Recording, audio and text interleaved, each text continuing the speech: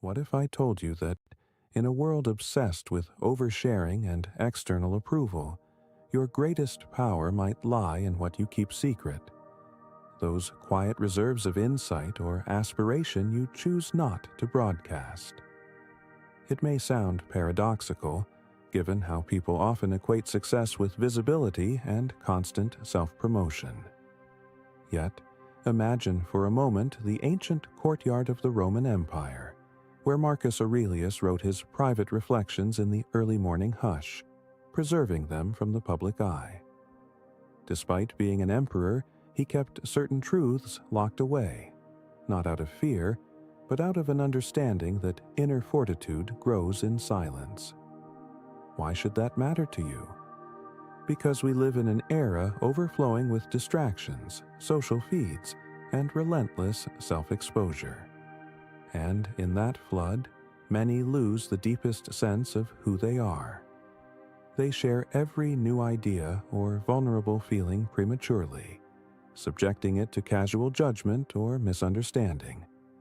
But what if some treasures of personal growth are best nurtured in quiet? What if certain goals, insights, or struggles become stronger when privately guarded, emerging only after they've taken firm root within you? Now, if you are new here, please like the video and subscribe.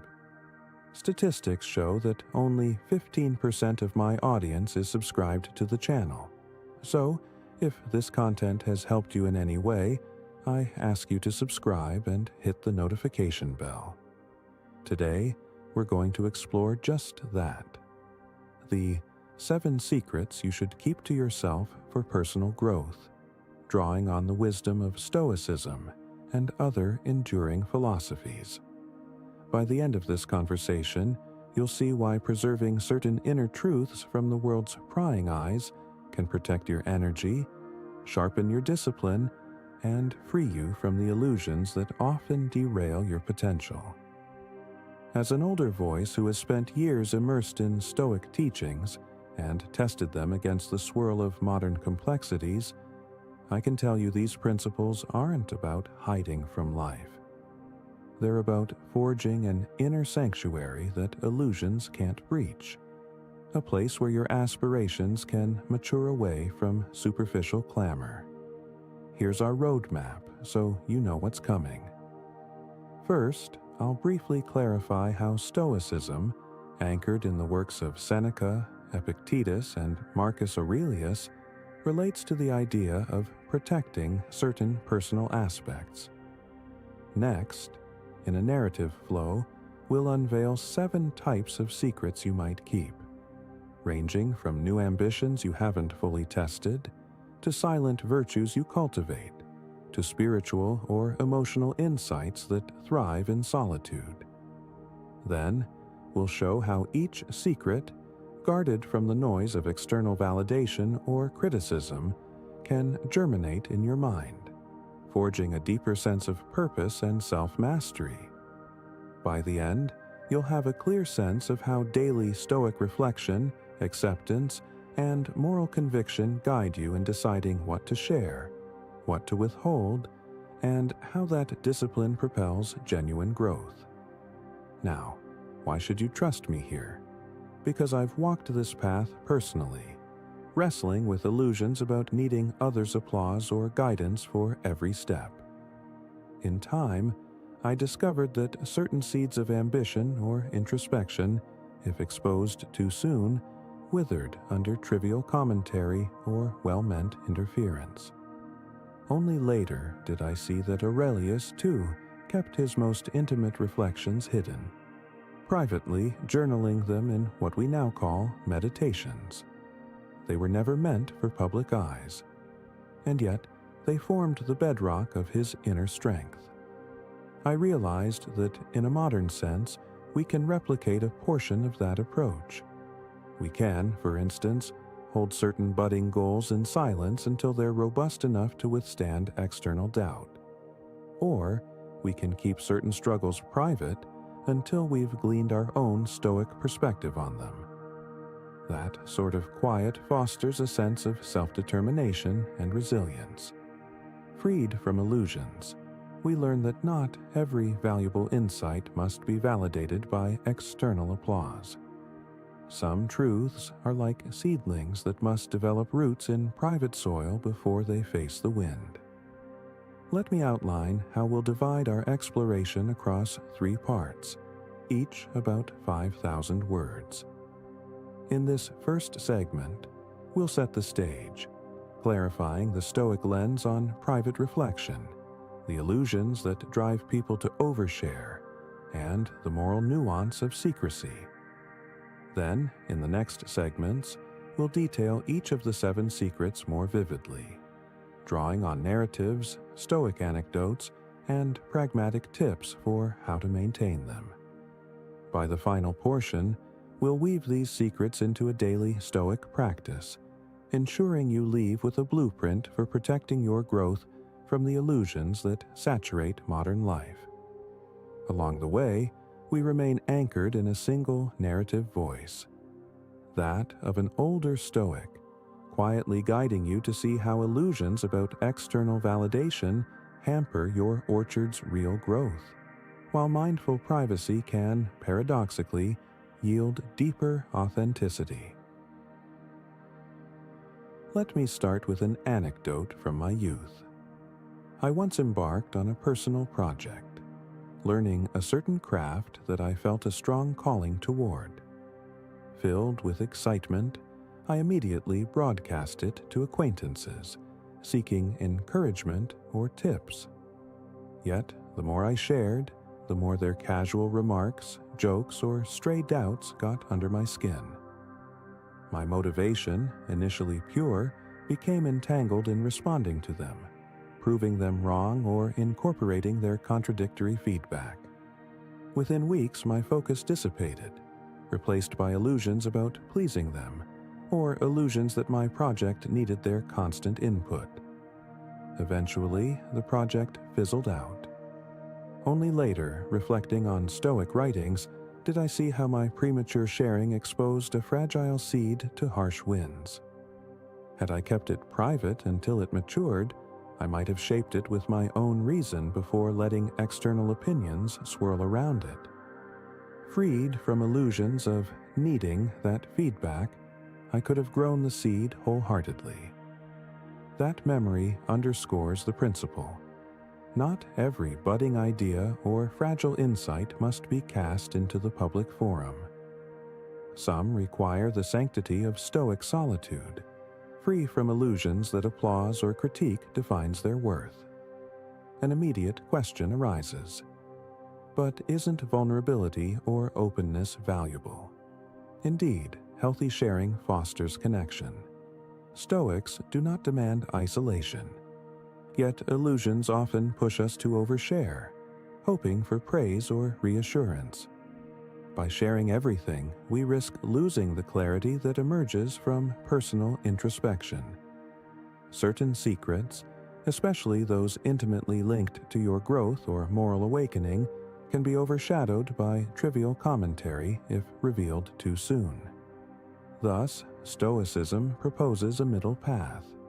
Share openly if it serves moral ends or genuine bonding, but safeguard delicate aspirations or partial insights from illusions that external input is always helpful or necessary. Over time, once those aspirations stand firm, you might share them widely if that's purposeful. The orchard caretaker does not expose every seedling to the public's tread right after planting. He nurtures them in quiet corners until they strengthen. Then, once they bloom, they can face the crowd. Now, illusions might whisper that keeping secrets is dishonest or reclusive. Stoics clarify that honesty concerns speaking truthfully when you do speak, not revealing every detail automatically. Aurelius himself wrote private meditations for self-reflection. That wasn't dishonest. It was a protective measure that helped him refine his thoughts away from the empire's chatter. Freed from illusions of needing immediate applause, he grew a robust moral framework. Similarly, You can keep certain struggles or goals private while you calibrate them. This fosters a sense of independence. The orchard caretaker approach means you do not let illusions of being mysterious or self-sufficient become prideful. You remain open enough to connect authentically, but prudent enough to shield your orchard's young shoots from harsh or trivial watchers. In time, your orchard becomes strong enough to share its fruits, but illusions no longer push you to lay bare every sapling prematurely. Another impetus for Stoic secrecy is preserving mental energy. If illusions lead you to broadcast every new thought on social media or to friends, you invite a constant swirl of opinions, forcing you to sift through or defend them.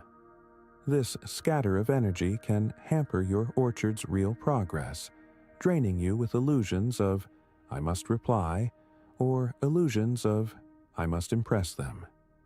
If, instead, you hold certain personal growth steps in silence, you channel your energy inward, letting Stoic reflection shape your path.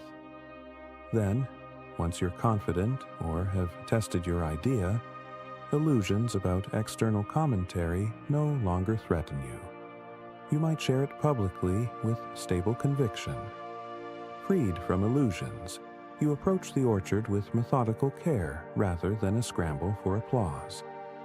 This fosters a calmer, more purposeful environment in which your seeds of personal transformation can sprout robustly. Let me illustrate with a short story. A friend tried to adopt a new, healthy lifestyle. He announced it loudly to his circle, posting daily weigh-ins, meal updates, gym check-ins. At first, he liked the encouragement. Then illusions set in. The moment he faltered, negativity and teasing from acquaintances battered him, sapping his resolve. Meanwhile, his orchard of motivation, immature and reliant on praise, withered. Reflecting stoically later, he realized if he'd started quietly, building discipline away from illusions about external praise, he might have grown a stable routine. Over time, once it was firmly part of him, illusions from outside commentary would matter less. Freed from illusions, he might then choose to share or not as a simple update rather than a daily approval-seeking ritual. That's a prime example of how illusions about needing accountability or applause can sabotage personal growth. In Stoic perspective, accountability can be self-driven. The orchard caretaker's routine stands, whether onlookers watch or not. This approach fosters genuine self-reliance, free from illusions that external watchers must validate your steps. So, as we delve into these 7 secrets you should keep to yourself for personal growth, we keep the orchard caretaker metaphor central. Each secret represents a seed, or a delicate branch you shield from illusions, letting it gather strength. Over the next segments, I'll detail how each secret emerges in typical life scenarios. Maybe a fresh ambition you're better off incubating privately, or a moral vow you keep silent to preserve its sincerity. We'll tie each to illusions that might lead you to overshare or to crave external reaction. Stoic logic counters those illusions, reminding you that your moral integrity or emerging skill need not be paraded prematurely. Freed from illusions, you'll see how each secret grows in the hush of personal effort. Then, if or when you choose to reveal it, the orchard stands strong, resistant to fleeting judgments. Let's finalize this first section by pointing out that Stoicism never calls for perpetual secrecy. Some illusions push us to the opposite extreme. Never share anything. Grow in total solitude. That can isolate you from helpful insight or synergy. The orchard caretaker doesn't hide the orchard from all sunlight or external pollination. Indeed, some external feedback can be constructive. The Stoic stance is balanced. You keep certain secrets during crucial formative stages or personal moral refinement, unveiling them once they're ready, or if moral duty compels you to speak. Freed from illusions, you discern carefully when to remain silent and when to open up. The key is preserving the orchard from illusions that external noise or early applause or premature judgments define your path. In the hush of mindful secrecy, your seeds gather the strength to flourish. Thus, this part ends, introducing why Stoic wisdom encourages holding some elements of personal growth in quiet, shielded from illusions. In the next part, we'll unravel the 7 secrets specifically, weaving each into a fluid narrative, illustrating how illusions typically lure you to overshare, how Stoic clarity counters that lure, and how your orchard of personal development can benefit from a period of purposeful silence. Then, in the final segment, we'll unify these insights into a practical system you can apply daily, ensuring illusions never overshadow your private aspirations or moral discoveries. Let us step forward now, prepared to glean the Stoic power of selective secrecy for real, enduring growth. I remember a conversation that took place one twilight in a small courtyard overlooking the sea. The horizon glowed purple, the wind held a quiet chill, and a younger companion approached me with a question.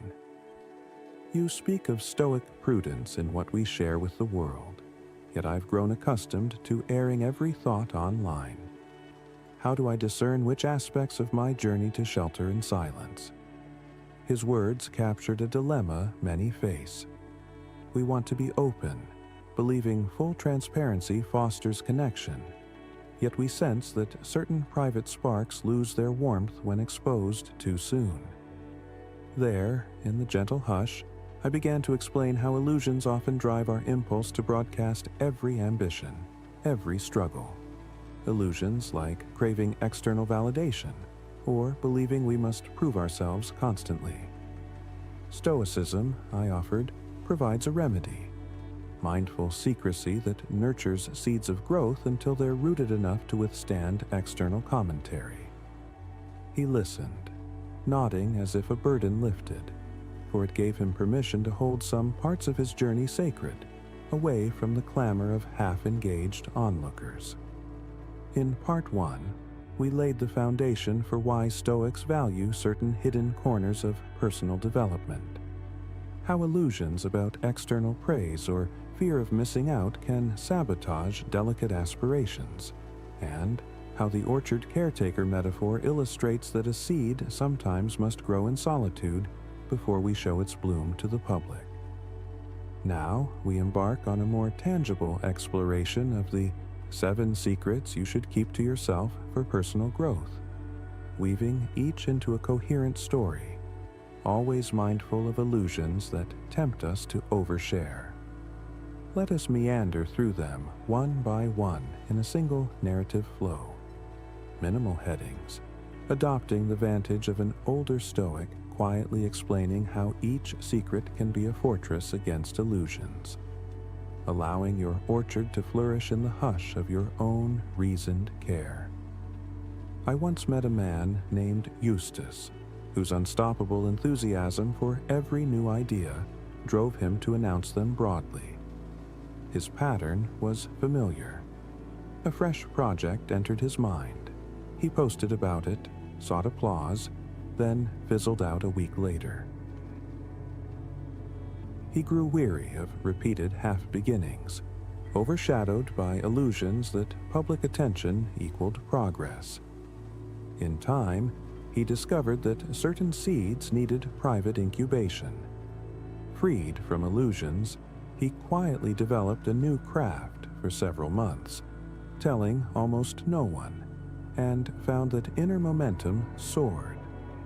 Later, he unveiled his work with confidence because it had become part of him, not reliant on fleeting applause. This is the spirit behind each secret we'll now explore. letting your orchard's roots take hold before exposing them to uncertain weather or idle commentary. Secret 1. Your most fragile dreams and goals. We begin with the embryonic ambitions that ignite your heart. Maybe a dream to start a business, learn an art form, or transform your health. In the earliest phase, illusions can sabotage these fragile dreams if you parade them prematurely. Perhaps illusions say, "Share it widely for accountability," or announcing it will force me to follow through. But Stoic wisdom warns that reliance on external push can overshadow your personal discipline. Moreover, illusions might also distort others' casual feedback into discouragement, or feed your ego if they praise you too soon, making you chase the applause over the goal itself. If the orchard caretaker yells from the rooftops about every new seed before it sprouts, passersby might trample it or question its viability, injecting confusion. So keep your most delicate dreams private at first. Nurture them by stoic reflection. Ask yourself daily, is this dream aligned with my moral values? Am I prepared to devote consistent effort? Freed from illusions of needing the crowd's validation, you ground your motivation in personal conviction. Over weeks or months, you refine your plan, address your weaknesses, and only share once you're steady enough that illusions no longer hold power. Then, external commentary can't so easily derail you, nor do you hinge your identity on applause. The orchard caretaker ensures the seed is well watered and stable before unveiling new growth to visitors. This secrecy fosters deeper ownership, letting your dream mature with stoic calm. Secret 2. Early moral or spiritual insights.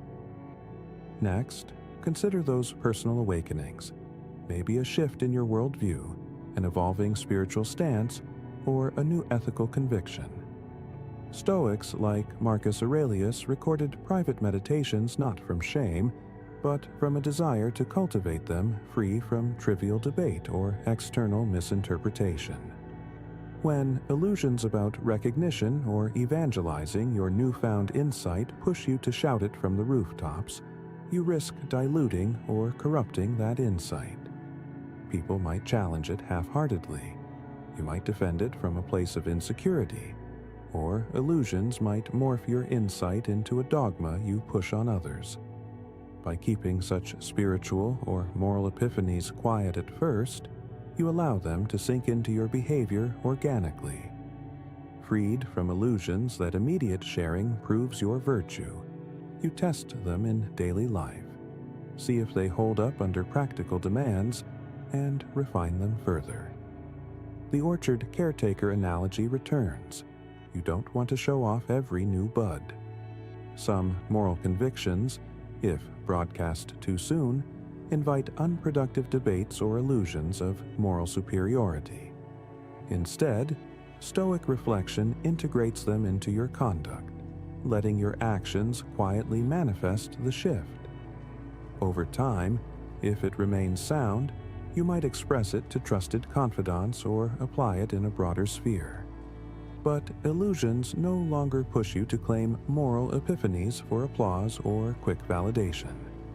This fosters a more grounded, enduring ethical stance that emerges from within. Secret 3.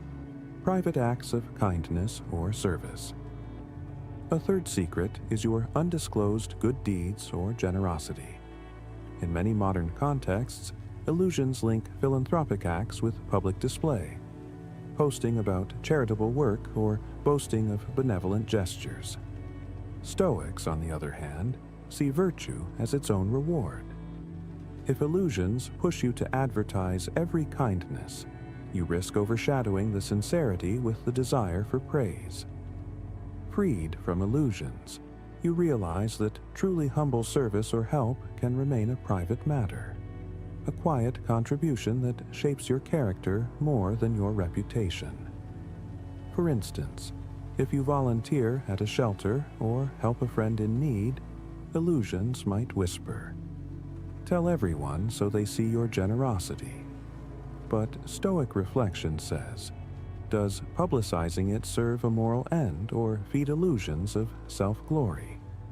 If illusions are fueling the latter, it's better to keep the act a secret, letting your orchard of virtue grow strong, not reliant on public applause.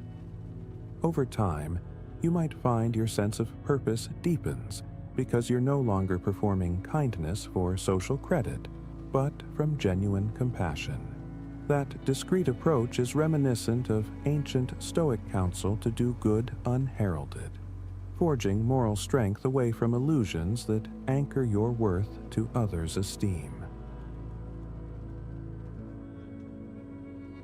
Secret 4. Personal struggles or weaknesses in early stages. When you confront a personal weakness, a habit you want to break, a fear you want to face, or a painful emotional wound, illusions about seeking immediate sympathy or advice can overshadow your process. Yes, sometimes sharing struggles with a trusted confidant can help, but illusions might push you to broadcast your vulnerabilities widely, hoping for a wave of sympathy or easy solutions. This can scatter your energy, inviting half-baked opinions or Me Too stories that muddle your clarity. The orchard caretaker must see that some infirmities in the soil require focused self-work or Stoic reflection before external input. Freed from illusions, you accept that a quiet, consistent regimen might be more beneficial than public lamentation. For example, if you battle anxiety or a certain negative habit, illusions say, "Talk about it openly in every circle." But Stoics caution that saturating your environment with your half-formed confessions might entangle you in illusions of seeking pity or group-based solutions that overshadow your direct accountability. Holding the struggle in mindful secrecy, you engage daily Stoic discipline, journaling progress, analyzing triggers, applying reason, only sharing with one or two truly supportive individuals if needed. That fosters a sense of self-reliance and moral responsibility. Over time, if you conquer or manage that weakness, illusions no longer demand applause for your transformation. You might quietly mention your journey afterward, but illusions of external validation or pity do not drive you.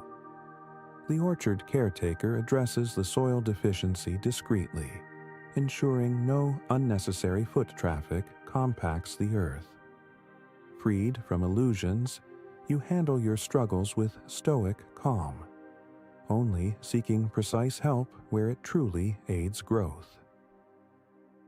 Secret 5. Unripe creative or intellectual projects. Imagine you spark an idea for a novel, a design, or an invention. Illusions might push you to share it instantly, in a swirl of excitement. Perhaps you want the validation or fear someone else might claim credit first. But Stoic wisdom suggests that if your idea is still unformed, early exposure can hamper its evolution. People's casual remarks might overshadow the creative impetus. Illusions might shift your focus from genuine problem-solving to pleasing the crowd, or you might fold under skepticism. Freed from illusions, you keep the concept under quiet development until you have tested its viability. The orchard caretaker again does not let random passers-by trample the delicate seedlings. Indeed, a friend once had a brilliant concept for an app. In illusions of wanting quick applause, he posted it widely, receiving a barrage of conflicting advice that paralyzed his impetus. He lost interest, drifting away from the original spark. Later, adopting a Stoic approach, he revived the concept in private, refining it for months. revealing it publicly only after it functioned robustly. Freed from illusions, he found real traction. This underscores how illusions about external hype can kill your orchard's fragile creation. By preserving an unripe project, letting it gather shape under your Stoic reflection, you protect it from illusions' swirl. When you eventually unveil it, illusions about whether it's good enough or how people react can't overshadow your core conviction. Secret 6. Certain aspects of your intimate relationships. Another domain Stoics highlight for discreet handling is your personal relationships, especially private dynamics that do not require external meddling. Illusions might drive you to publicly air your partner's flaws or your arguments to gain sympathy or advice. In some cases, venting to a trusted confidant is healthy, but illusions lead you to overshare with casual acquaintances or social media, turning your intimate bond into a spectacle. Freed from illusions, you realize that excessive exposure can degrade trust. The orchard caretaker fosters the orchard's synergy in a stable environment, not parading each frailty for bystanders. Stoic clarity says, if you and your partner face a conflict, it might be best resolved quietly or with a counselor, rather than illusions pushing you to gather applause or validation from a wide audience. That approach respects both your orchard and your partner's orchard, ensuring illusions about external attention do not overshadow the real emotional work of reconciling or understanding each other. Consider a scenario where illusions lead a man to constantly post about every minor dispute, seeking support in comment threads. This fosters a loop.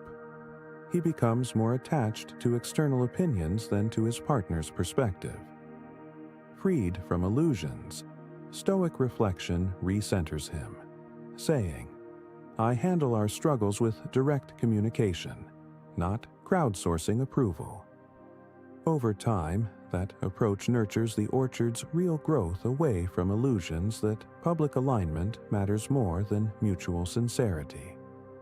By maintaining some privacy, you cultivate a safer environment for honesty, preventing illusions from derailing the bond with external noise.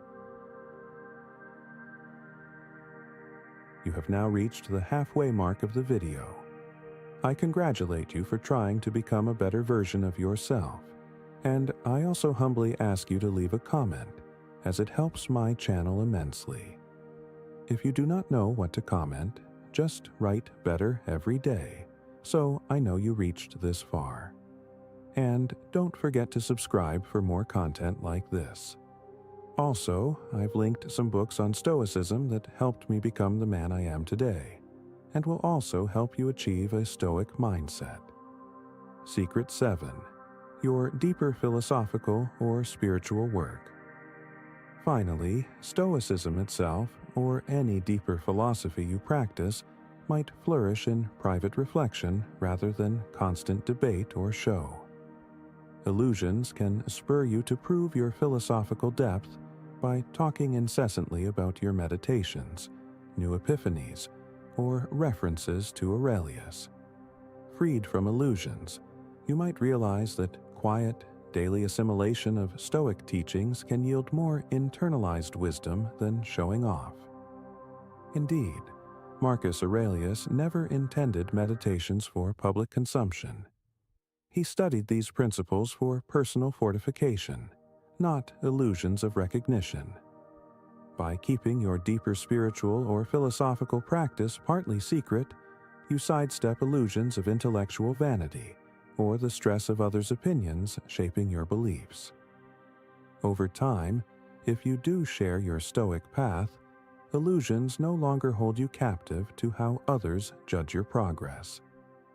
A friend of mine tried adopting Stoic practices, but posted daily about his achievements, illusions urging him to track how Stoic he was by external likes. The orchard caretaker approach was absent.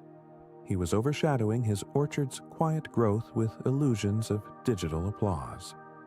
Eventually, burned out by the need to appear stoic, he realized he'd lost personal sincerity. Transitioning to a discreet daily journaling, reading Stoic texts in private, discussing with a close mentor or friend occasionally, he found illusions abating, replaced by genuine Stoic integration. Freed from illusions, he no longer performed Stoicism. He lived it, forging a deeper authenticity invisible to casual observers. That's the power of secrecy in philosophical or spiritual endeavors. Illusions vanish, letting your orchard's moral convictions anchor themselves in your heart without constant external prompts or judgments. Reflecting on these 7 secrets, you see a pattern. Illusions push us to reveal them prematurely, be it new ambitions, moral epiphanies, kind deeds, personal struggles, unripe projects, intimate relationship details, or spiritual reflections. Stoic discipline suggests safeguarding each until it's strong or truly demands open expression. Freed from illusions, you approach them with reasoned intention. Will external input truly help, or am I chasing validation? Is my orchard stable enough to handle commentary, or do illusions risk overshadowing it? Over time, you develop a sense for which seeds to shield and when to reveal them. The orchard caretaker doesn't hide everything forever, but illusions never push him to flaunt everything in spring's earliest bud. He ensures it can flourish, then shares it confidently if beneficial. Yet illusions might protest. Won't secrecy breed isolation or stifle connection? Stoics answer by pointing to the difference between prudent protection and total seclusion. The orchard caretaker can open the orchard gates once the plants are robust, or to those who offer truly constructive care. Freed from illusions, you glean that not every step needs an audience. Some steps thrive in quiet. When you do share, be it your accomplished dream, your tested moral insight, or your blossoming skill, it emerges from a place of stoic solidity, not illusions of reliant insecurity. That fosters more meaningful dialogue with others, as you're no longer overshadowed by illusions that demand their praise or permission. Now, in the final part of our text, we'll unify all this into a daily or weekly Stoic routine so illusions can't slip back. Because illusions never vanish fully. They adapt, whispering new rationales for oversharing or overshadowing. The orchard caretaker, daily or weekly, keeps watch, adjusting water or pruning as needed. We'll detail how to maintain that watch consistently, ensuring the seeds you keep private remain well-nourished, free from illusions. Once we wrap that system, you'll carry the Stoic vantage into your daily interactions, noticing illusions fade whenever you decide which secrets to hold, which to share, and how illusions might try to push you otherwise. Freed from illusions, your orchard of personal growth stands strong. Some fruits eventually offered to the world, some roots quietly deepening in solitude. That balanced posture is the Stoic gift, letting you cultivate a life anchored in calm conviction, rather than illusions about external demands or fleeting applause.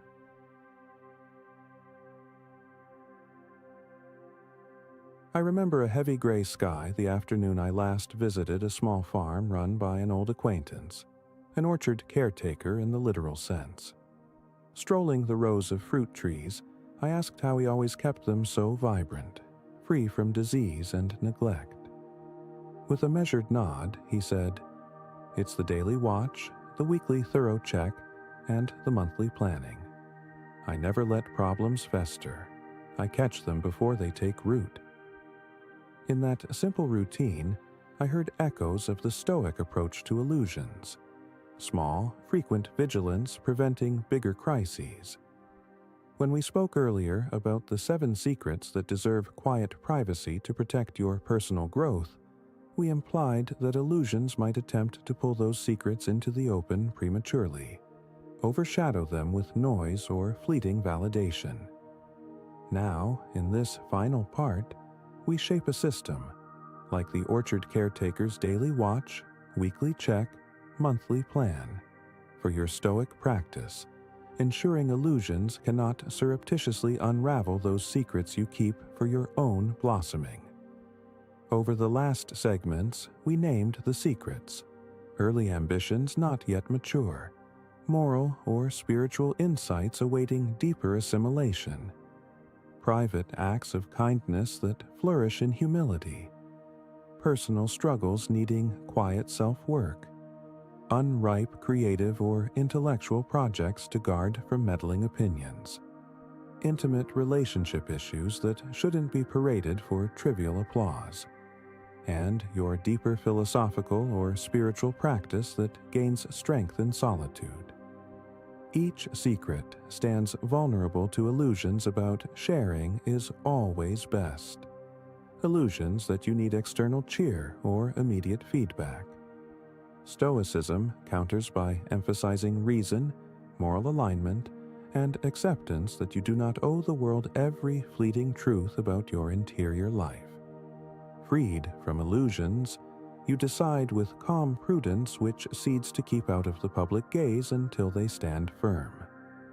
But how do we keep illusions from creeping back day after day, urging oversharing or overshadowing your orchard's quiet growth? The orchard caretaker's approach offers an answer: daily scanning, weekly reflection, monthly reorientation. Let's detail that Stoic routine. If each morning, midday, and evening you incorporate small reflection steps to keep illusions in check, your orchard remains safe. Then, each weekend or month, you can do a deeper audit to confirm that illusions haven't slithered in elsewhere. Freed from illusions, you remain consistent, yet never stifled. You still share plenty with close friends, or at times with the wider world, but you do so from Stoic clarity, not illusions of what the crowd might approve or how it might hastily define you. Daily vigilance, morning, midday, and evening. Consider each morning as a quiet moment to renew your vow of mindful secrecy where needed. Perhaps you have a fresh ambition, like starting to learn a new language or exploring a shift in moral perspective. You remind yourself gently, this seed is fragile, not yet ready for wide revelation. I'll guard it from illusions that applause or immediate feedback is vital. If illusions arise, share it now so everyone sees your brilliance. You calmly note them, concluding, no, better I refine it alone for now. This is a vow that sets your day's tone. The orchard caretaker steps outside at dawn, scanning for any sign of dryness or weeds. Similarly, you scan your mind for illusions. Freed from illusions, your plan to keep that early ambition or moral vow secret feels like a rightful step, not shameful withholding. By acknowledging it daily, illusions find no easy foothold. Midday, illusions might stir if you run into a friend who casually asks what's new, or if social media freed from illusions, you might decline to mention it, steering conversation elsewhere, or offering only minimal detail if it fosters the bond. That midday check keeps illusions from spontaneously guiding your talk. Over repeated days, you'll notice illusions losing their spontaneity. The orchard caretaker's midday pass is short but crucial, removing small weeds before they root deeply. Evening reflection completes the cycle. As the sun sets, you spend a few quiet moments reviewing interactions. Did illusions trick you into oversharing a private moral insight or a creative seed? Did you mention a personal struggle to random acquaintances out of craving for sympathy? Stoicism instructs you not to self-flagellate, but to calmly note these moments, identifying illusions that drove them. Perhaps fear that you can't handle it alone, or longing for external praise. Freed from illusions, you plan how you'll respond differently next time. Over weeks, this consistent check fosters a deeper sense of composure. You see your orchard standing calmly at dusk, untrampled, because illusions found no unguarded hour to disrupt your seeds of growth.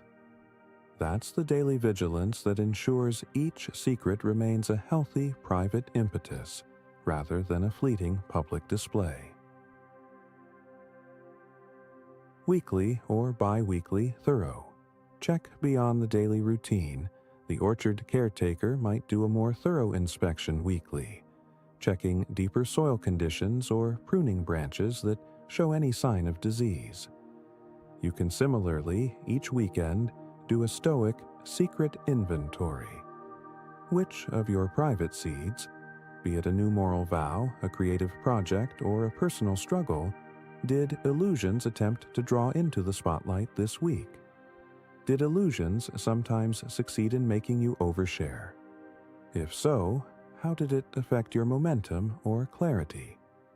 Freed from illusions, you see these occurrences not as failures, but as data. Perhaps you realize your illusions flare most when you feel lonely or uncertain, prompting you to reveal your fragile goals prematurely, hoping for reassurance. That insight helps you adapt. Next week, you might schedule a calm Stoic reflection whenever loneliness spikes, so illusions can't spur impulsive sharing. This weekly check also helps you see if some secrets have grown robust enough to share meaningfully. Stoics aren't about permanent silence. Perhaps that creative project is stable now, tested enough that illusions of negativity from random critiques can't derail it. Or your personal vow is proven in daily life, so illusions of losing moral ground no longer apply if you mention it. Freed from illusions, you might decide it's time for limited, purposeful disclosure, like seeking targeted feedback from a respected mentor or close friend. The orchard caretaker might open a small gate for a discerning visitor to see newly sprouted plants.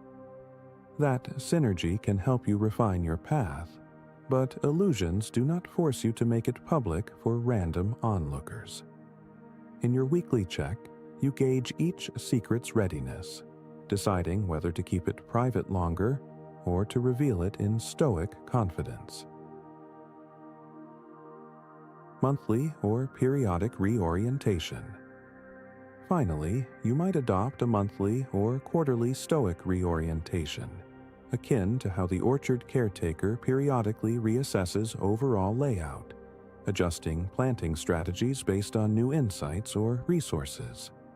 Freed from illusions, you examine your entire approach to secrecy. Are these seeds still beneficial to keep quiet, or has the time come to share? Have illusions changed form, pushing me toward secrecy for the wrong reasons, like fear of constructive critique, or humility twisted into prideful isolation? Indeed, illusions can cause you to remain silent out of fear or vanity, which Stoics also caution against. Authentic Stoic secrecy is about moral growth, not illusions of aloof superiority. Hence, once a month, you might reflect on each of the 7 secrets you hold. Are you privately nurturing that new ambition effectively? Is your moral or spiritual insight deepening in solitude, or do illusions prevent you from seeking helpful input you might now be ready for? Are your private acts of kindness overshadowed by illusions of arrogance if you never share anything at all, missing chances to inspire others?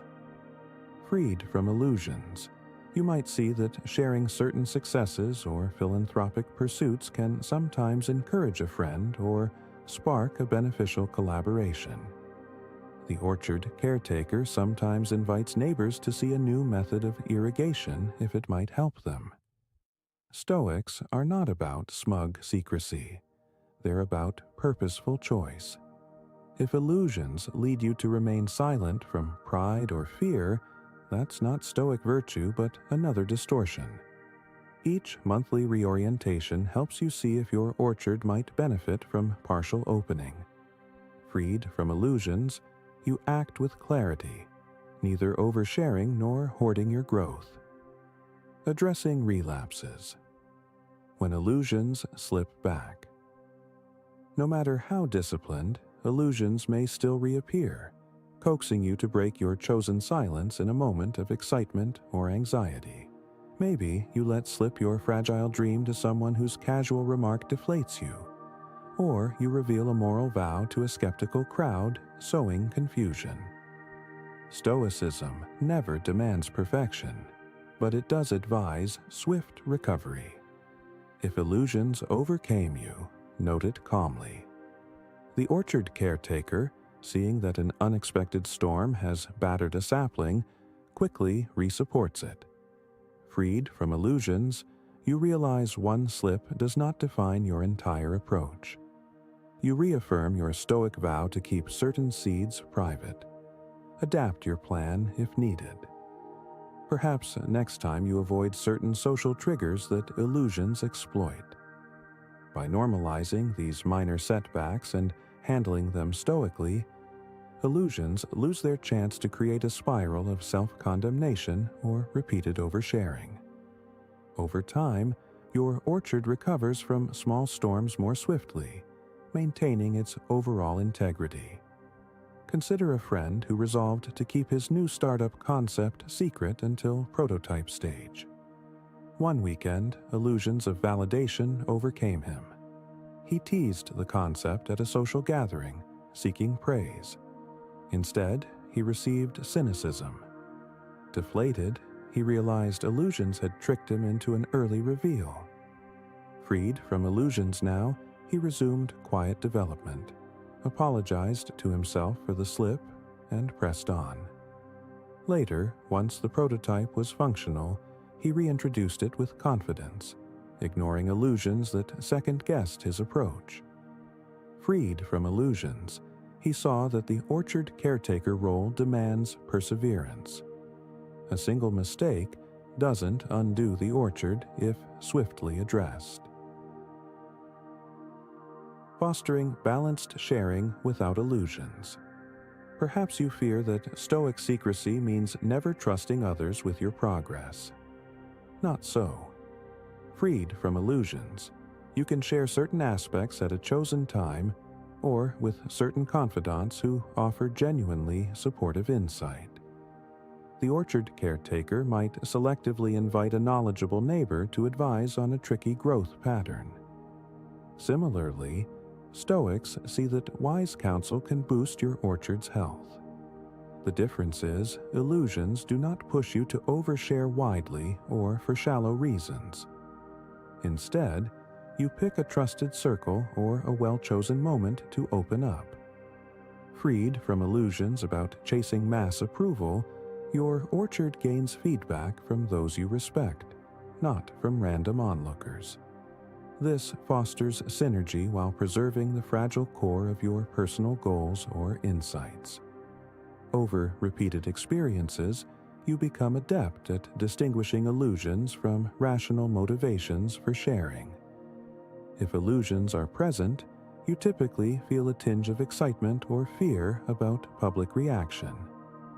If Stoic reason guides you, you calmly present your progress to a select ear, open to their measured input but not addicted to it.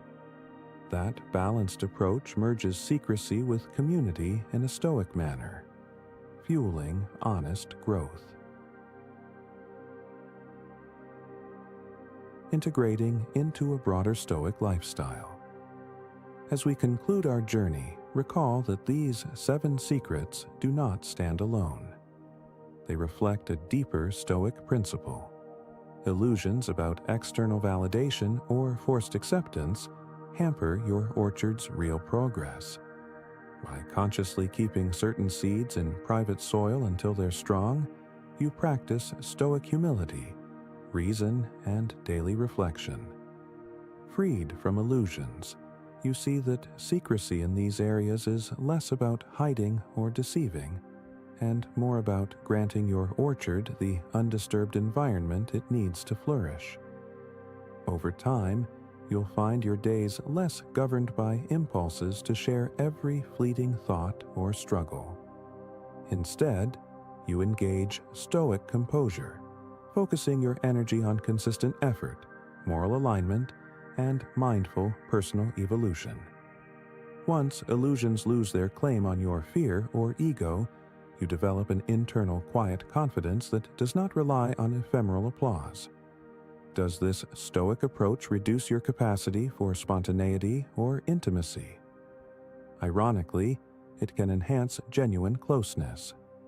Because illusions no longer push you to overshare half-formed ideas or insecure feelings, your interactions become more intentional. You might share a moral insight once you've lived it, so your partner or friend sees its authenticity rather than hearing an untested theory. Freed from illusions, your orchard stands in real bloom, offering fruit that's fully matured. Meanwhile, illusions do not overshadow your bond with extraneous confessions or updates. The trust that emerges from such balanced openness can be profound, for your loved ones sense that whenever you do share, it's from a place of mindful choice, not illusions of seeking their validation or controlling their reaction. Let me offer a final anecdote.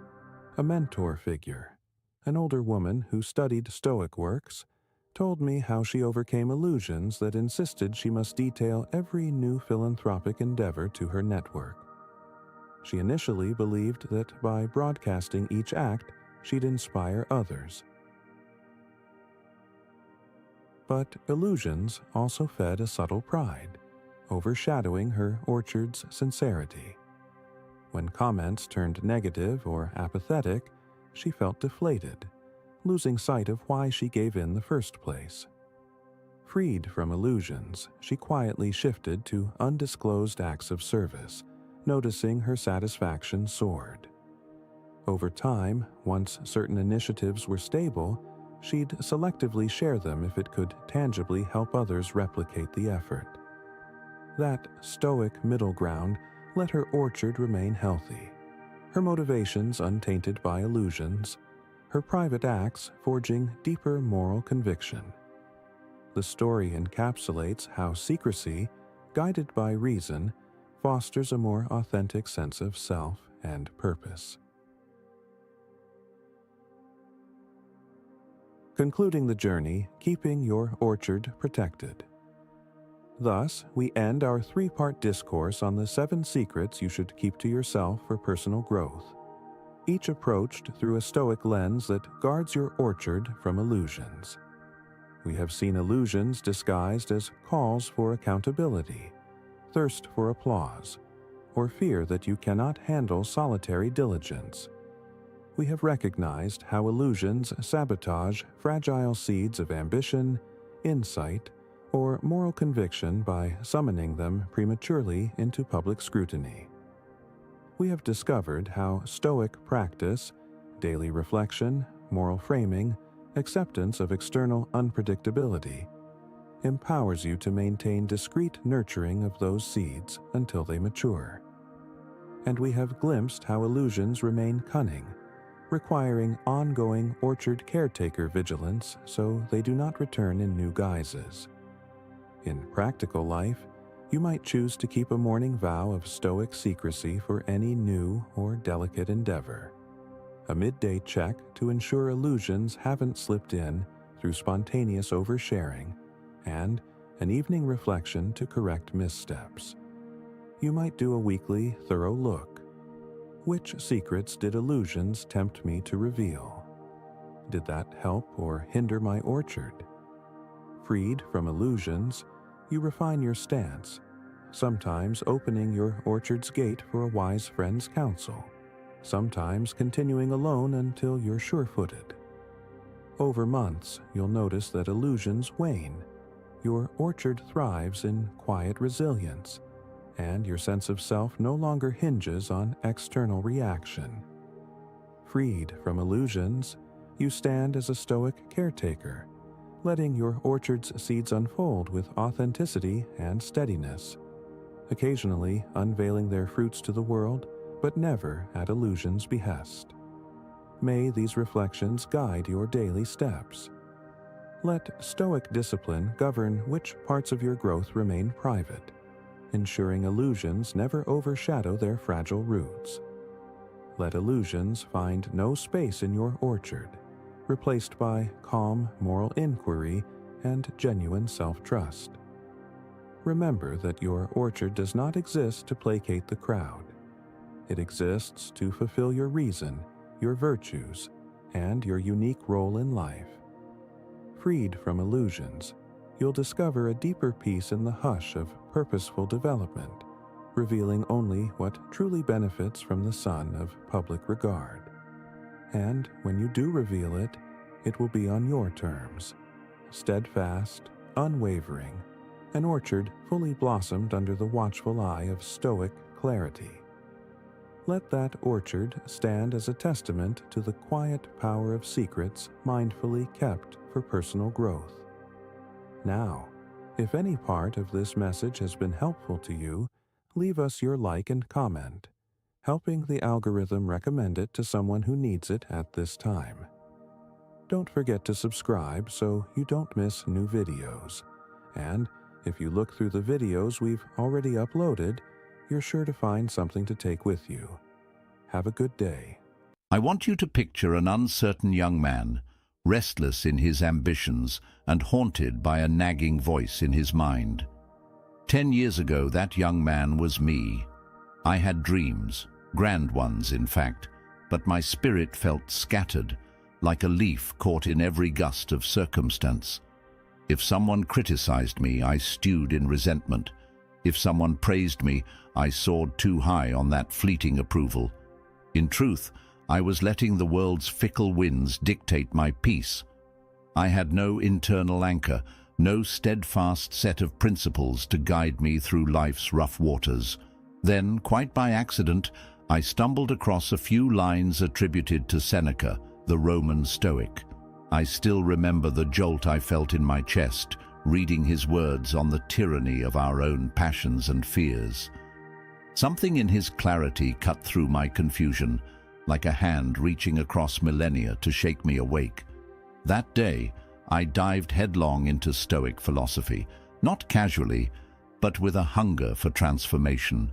I read the letters of Seneca, the discourses of Epictetus, and the meditations of Marcus Aurelius, as if my life depended on it.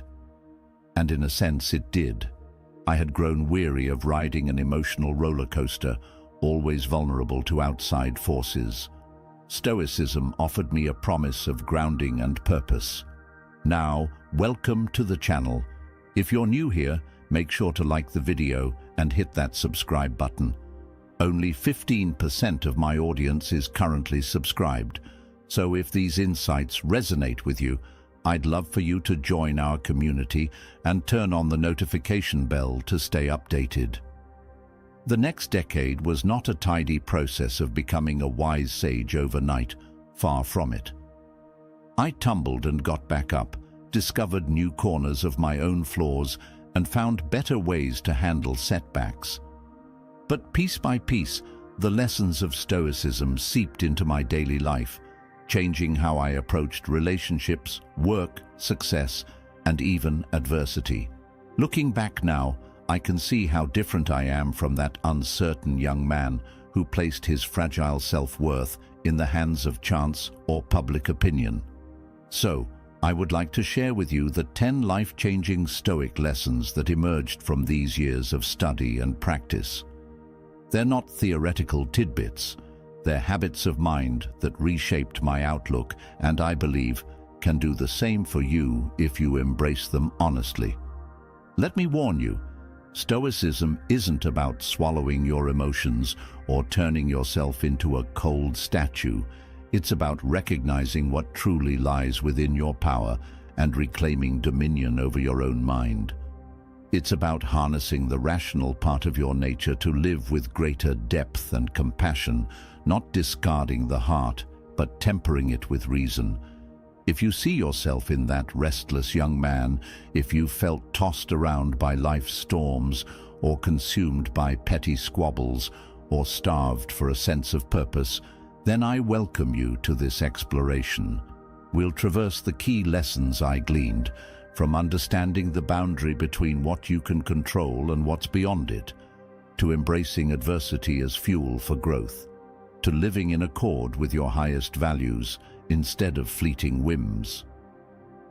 Along the way, I'll share stories and insights that hopefully illustrate how Stoicism can be not just a dusty relic of ancient Rome, but a living, breathing philosophy that speaks to us here and now.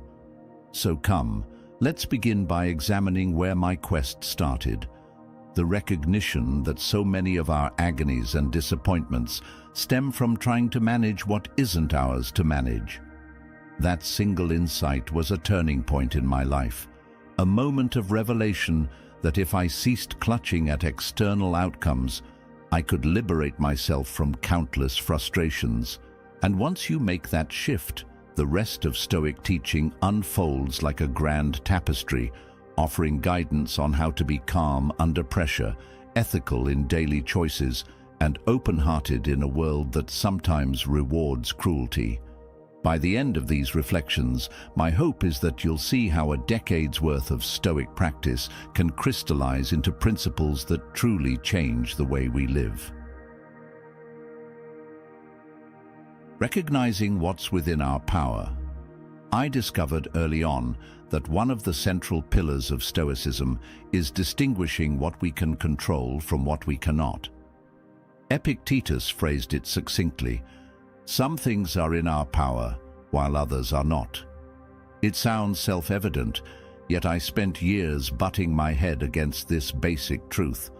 I obsessed over how others perceived me, how external events shaped my fortunes, how to steer outcomes in my favor.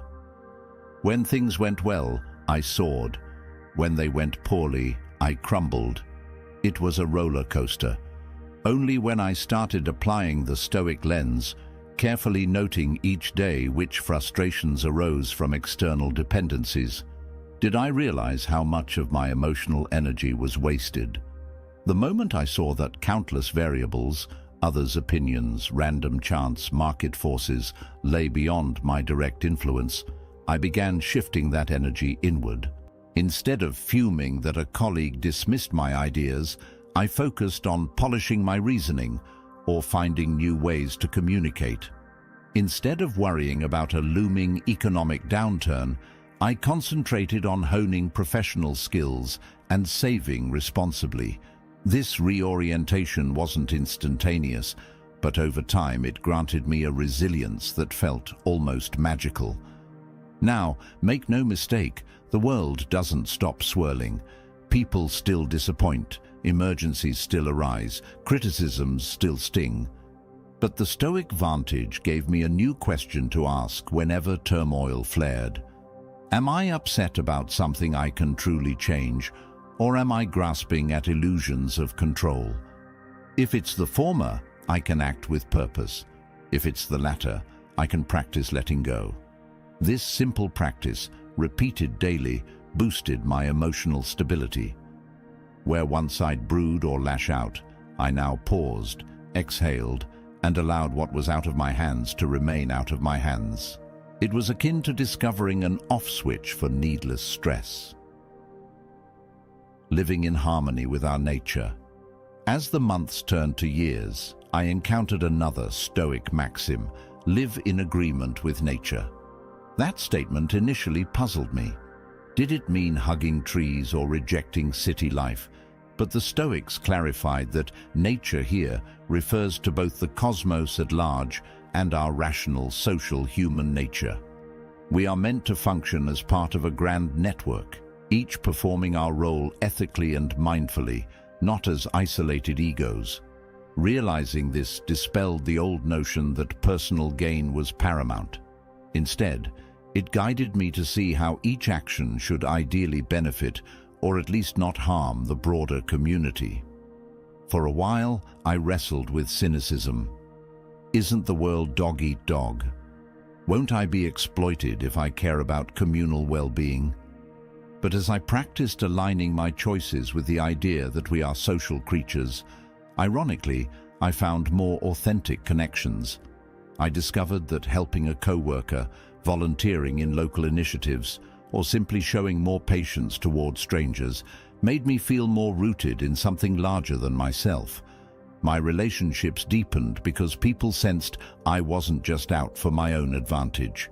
Stoicism here acted as a moral compass, gently directing me to weigh how my decisions affected others. Over time, this sense of shared humanity became second nature. While I remain vigilant about not being naive, I am far from lonely or exploited. I stand in a circle of mutual respect, shaped by the knowledge that we thrive in synergy. Impermanence and embracing the present. A third major revelation was the Stoic emphasis on impermanence. Marcus Aurelius repeatedly reminded himself that everything changes, that life is fleeting, that all we cherish eventually slips away.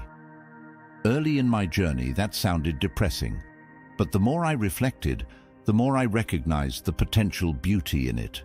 If everything is temporary, each moment can be cherished without clinging. Death, that looming specter, no longer seemed an unwelcome intruder, but a natural boundary that shapes our appreciation for life's gifts.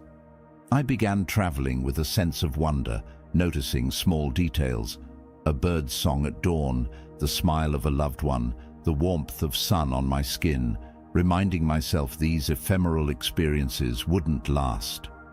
That heightened the gratitude and presence I felt. I no longer wanted to bury my attention in regrets of the past or anxieties for the future. Stoicism taught me that the present moment is the only point where I actually exercise control. By savoring it fully, I defy the illusions that perpetually postpone happiness. And when good things inevitably ended, as all must, I found myself more prepared to let them go gracefully. Of course, I still occasionally mourn losses deeply. Stoics are not unfeeling, but I sense less shock or protest because I accept that transience is part of nature's design. Adversity as an opportunity. A fourth lesson: adversity is not purely an evil.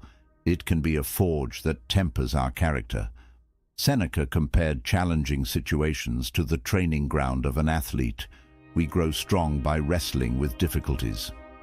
Previously, I avoided hardships, seeing them as roadblocks to happiness. But Stoic practice reframed them. For instance, when I faced a career setback, a project failure that stung my pride, I forced myself to see it as a test of resilience. Instead of wallowing in self-pity, I dissected what went wrong, owned my share of fault, and set out to improve. This approach, repeated across multiple adversities, slowly built my confidence that I could weather storms. I understood that real confidence doesn't stem from always winning, but from learning how to respond constructively when you lose. Mind you, this stance doesn't glamorize suffering. It merely acknowledges that some hardships cannot be avoided, so we might as well glean wisdom from them. Over 10 years, I've learned to greet difficulties with something akin to Stoic curiosity. What virtue can I practice here? Patience, courage, creativity, or empathy? Doing so shifts me from victimhood to an active agent, reminding me that while I can't always choose my circumstances, I can choose my response. Over time, such consistent practice yields a sense of calm, even in crisis, because you realize that your capacity to adapt and grow is more powerful than any single setback.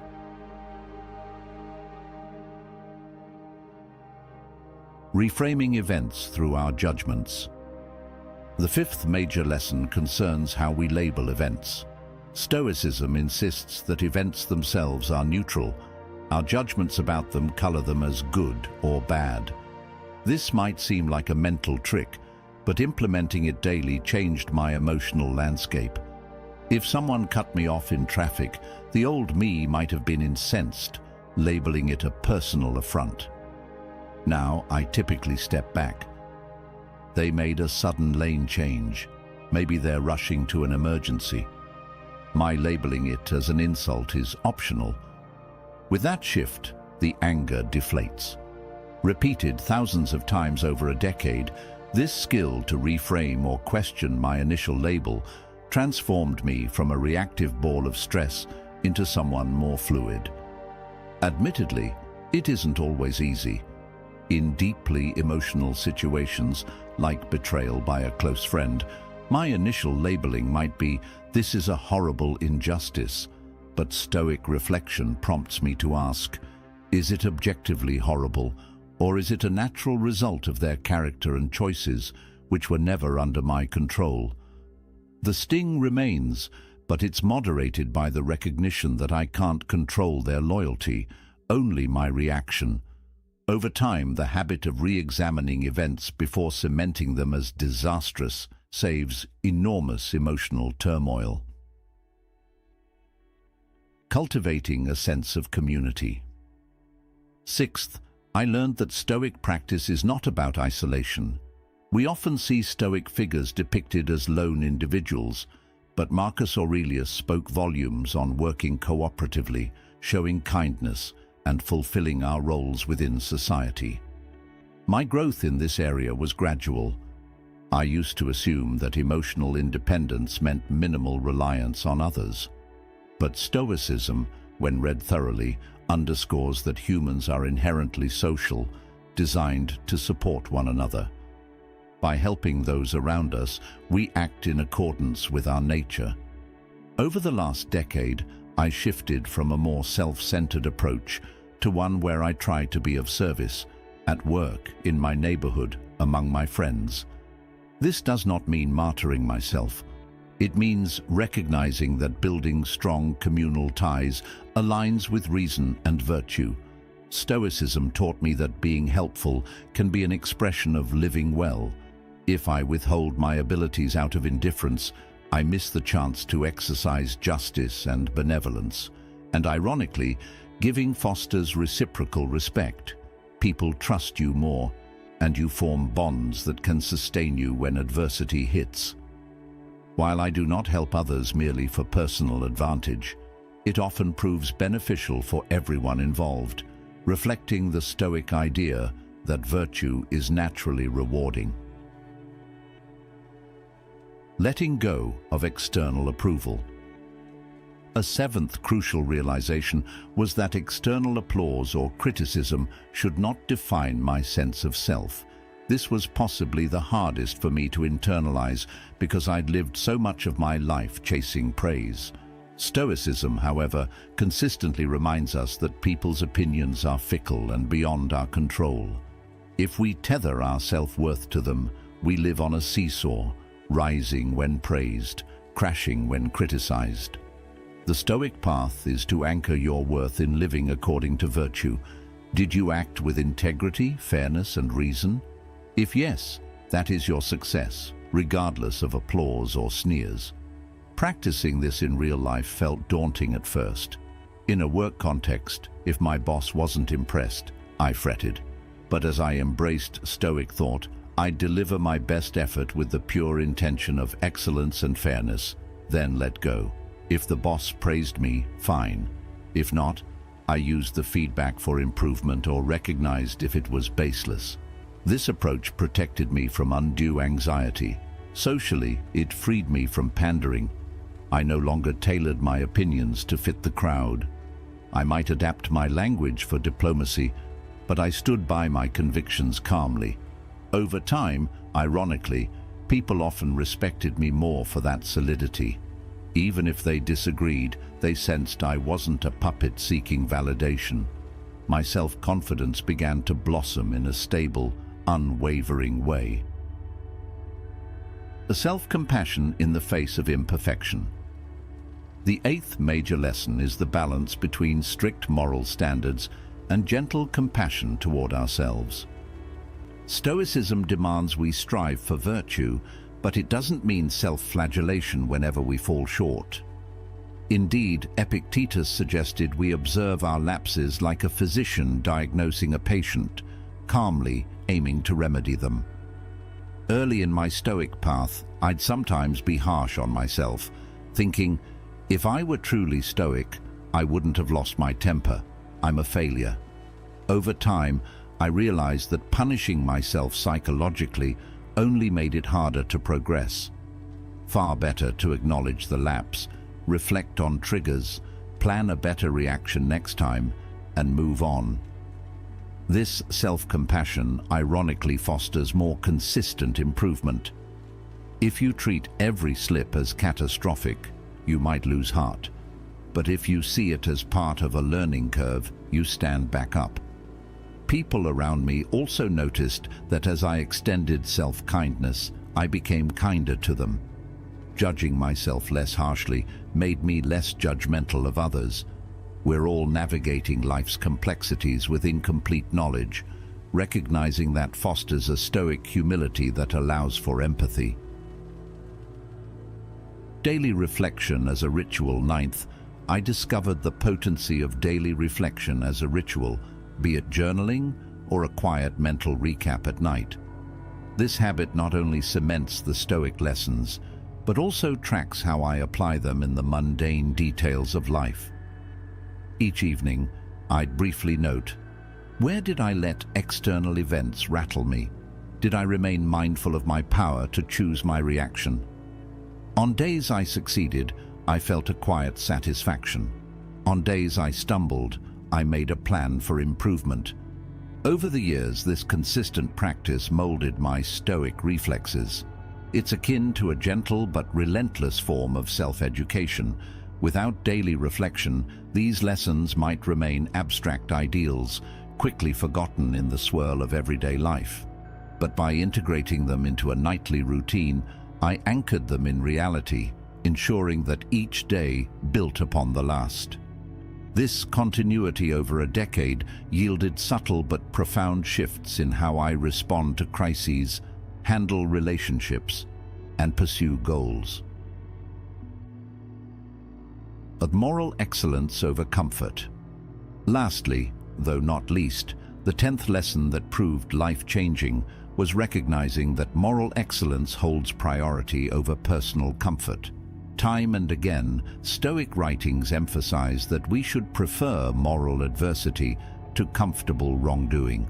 At first, this can clash with our natural inclination to seek an easy path, but adopting it in countless small decisions, like refusing to lie for convenience, turning down unethical requests at work, or confronting a friend's harmful behavior gently, gave me a lasting sense of integrity.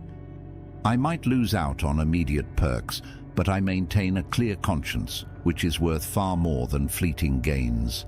Over the decade, I realized that my inner serenity relies on not betraying what I know is right. This principle acts like a compass. Whenever I find myself at a moral crossroads, I recall that short-term discomfort is better than long-term self-betrayal. The result is a life that feels coherent, not riddled with regrets or rationalizations. I can rest at night with minimal internal conflict.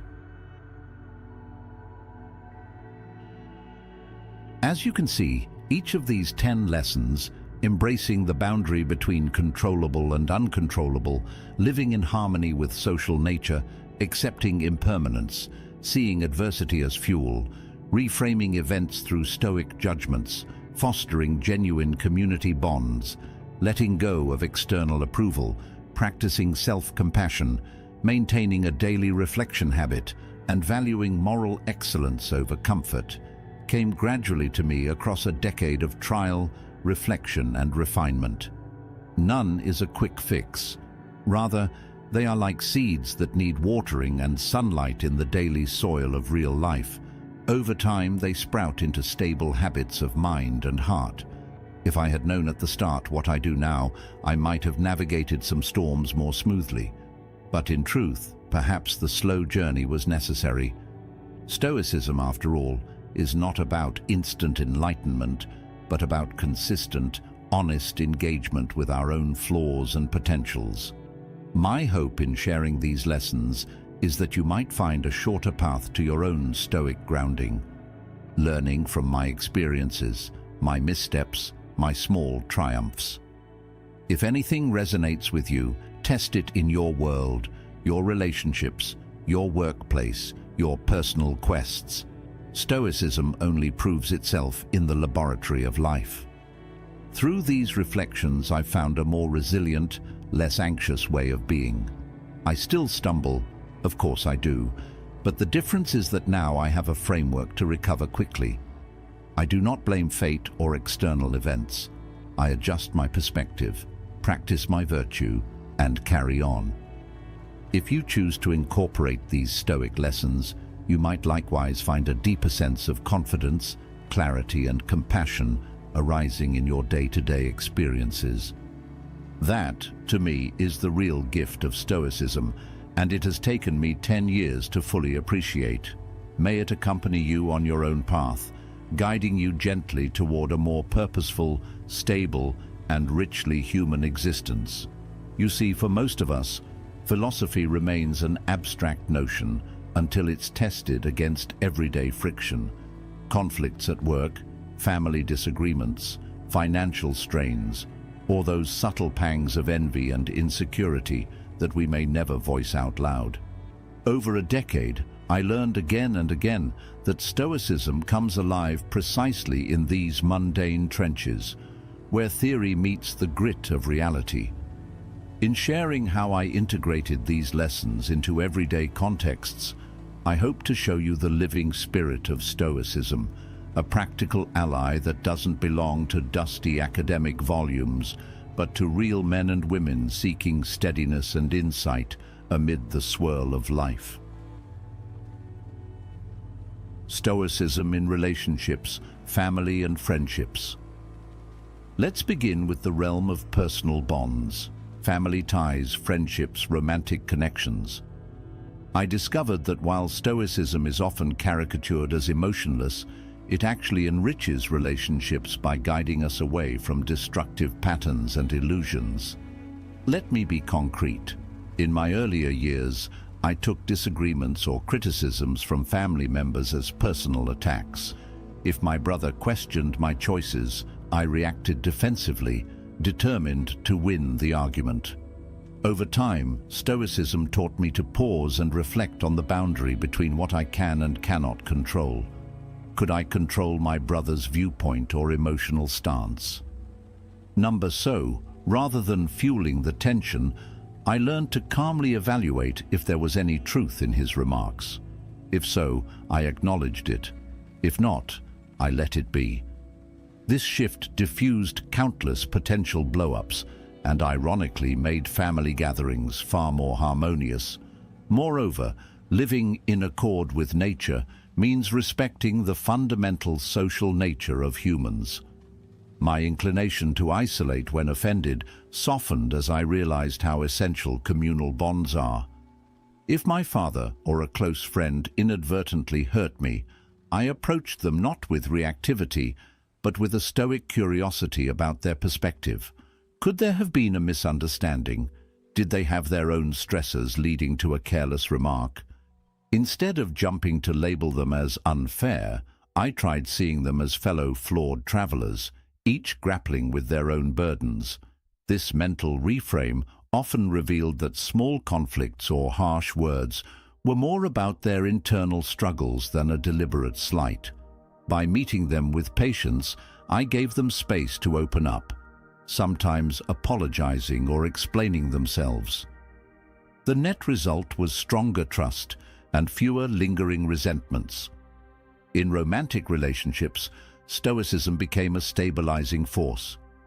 Early on, I had a habit of seeking constant validation from my partner, a subtle clinginess that arose from my fear of losing them or not being enough. Stoicism confronted me with the realization that I cannot own another's affection. All I control is how I show up, how I communicate, how I treat them with care. If they choose to stay or leave, that is their domain. This perspective did not make me apathetic. Rather, it dissolved the frantic anxiety that can choke a relationship. I was able to love more freely because I was no longer weighed down by the terror of potential loss. Instead of fixating on, will they love me tomorrow, I invested in being a partner aligned with virtue, honest, empathetic, respectful, day by day. Paradoxically, that steadiness fosters deeper intimacy. My partner felt safer because I wasn't gripped by insecure demands. I gave her emotional breathing room, and we formed a connection built on mutual respect rather than codependence. Tackling work and career through Stoic eyes. From the personal sphere, let's shift to the domain of work and career, an area where stress and politics often reign. Over the decade, I saw how Stoicism offered a golden framework to navigate professional dynamics without losing one's sanity or moral compass. When conflicts arose, be it a teammate who kept undercutting me or a boss who seemed capricious, I learned to revisit the Stoic principle of controlling my own judgments and actions. I recognized I couldn't force my colleague to be fair, but I could remain professional, calmly address factual errors, and refuse to engage in petty retaliation. If the environment became irreparably toxic, Stoicism reminded me I could choose to leave. After all, preserving my character supersedes clinging to a job. That clarity prevented me from sinking into bitterness or feeling helpless. I either addressed the issue diplomatically if it was solvable, or I accepted the situation as is and planned an exit if needed. This perspective replaced my old habit of complaining endlessly without taking decisive steps. Stoicism also reshaped my goal setting. Instead of solely chasing promotions or salary raises, which lie partly in others' hands, I focused on aspects of my performance firmly in my control: the quality of my work, my reliability, my capacity to mentor younger hires. I set internal goals, like improving a specific skill, finishing tasks to the best of my ability, or upholding ethical standards under pressure, and let external recognition come if it might. Ironically, managers took notice of my steady diligence, and I advanced. But that advancement no longer felt like the main event. Rather, it was a side effect of the real triumph, staying true to Stoic ideals of excellence and integrity in daily tasks. This shift from external metrics to internal growth freed me from the roller coaster of corporate politics. Even if a promotion was delayed or a project overshadowed by office favoritism, I felt at peace, knowing I gave my best. My satisfaction came from my alignment with Stoic virtue, not from ephemeral corporate accolades. Then there's the matter of workplace gossip or drama. Before discovering Stoicism, I might have been drawn into back-channel complaints or judgments about colleagues. Yet Stoic writings, especially from Marcus Aurelius, hammered home the futility and harm of idle chatter.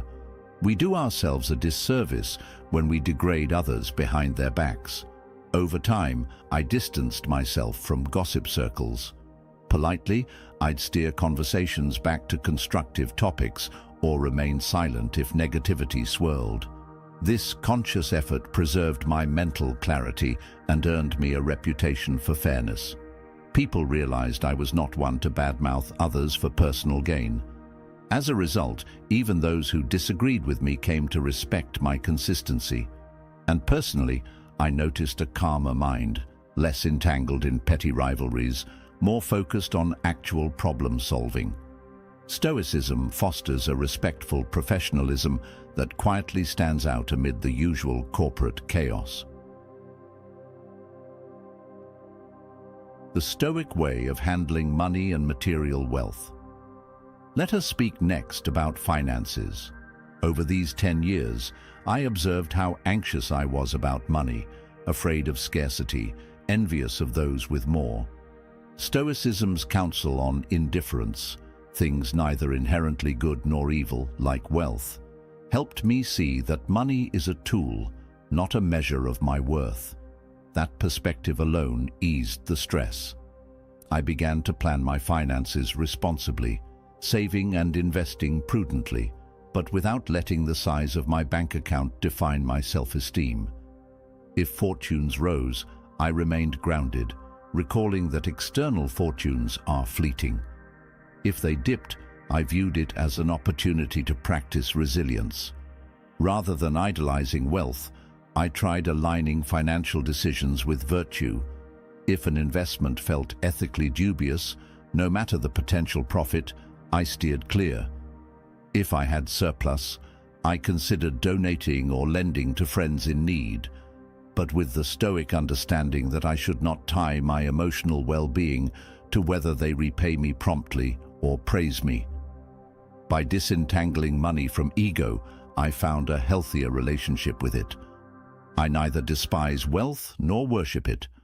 I see it as a means to support what truly matters: family, community, personal growth. That shift took years, but it liberated me from the feast or famine mindset and the craving to prove something through material accumulation. As I often reflect, if the cosmos is vast and we're but a speck, how foolish to let a few digits on a screen become the axis of my emotional stability. Daily obstacles, a Stoic toolkit.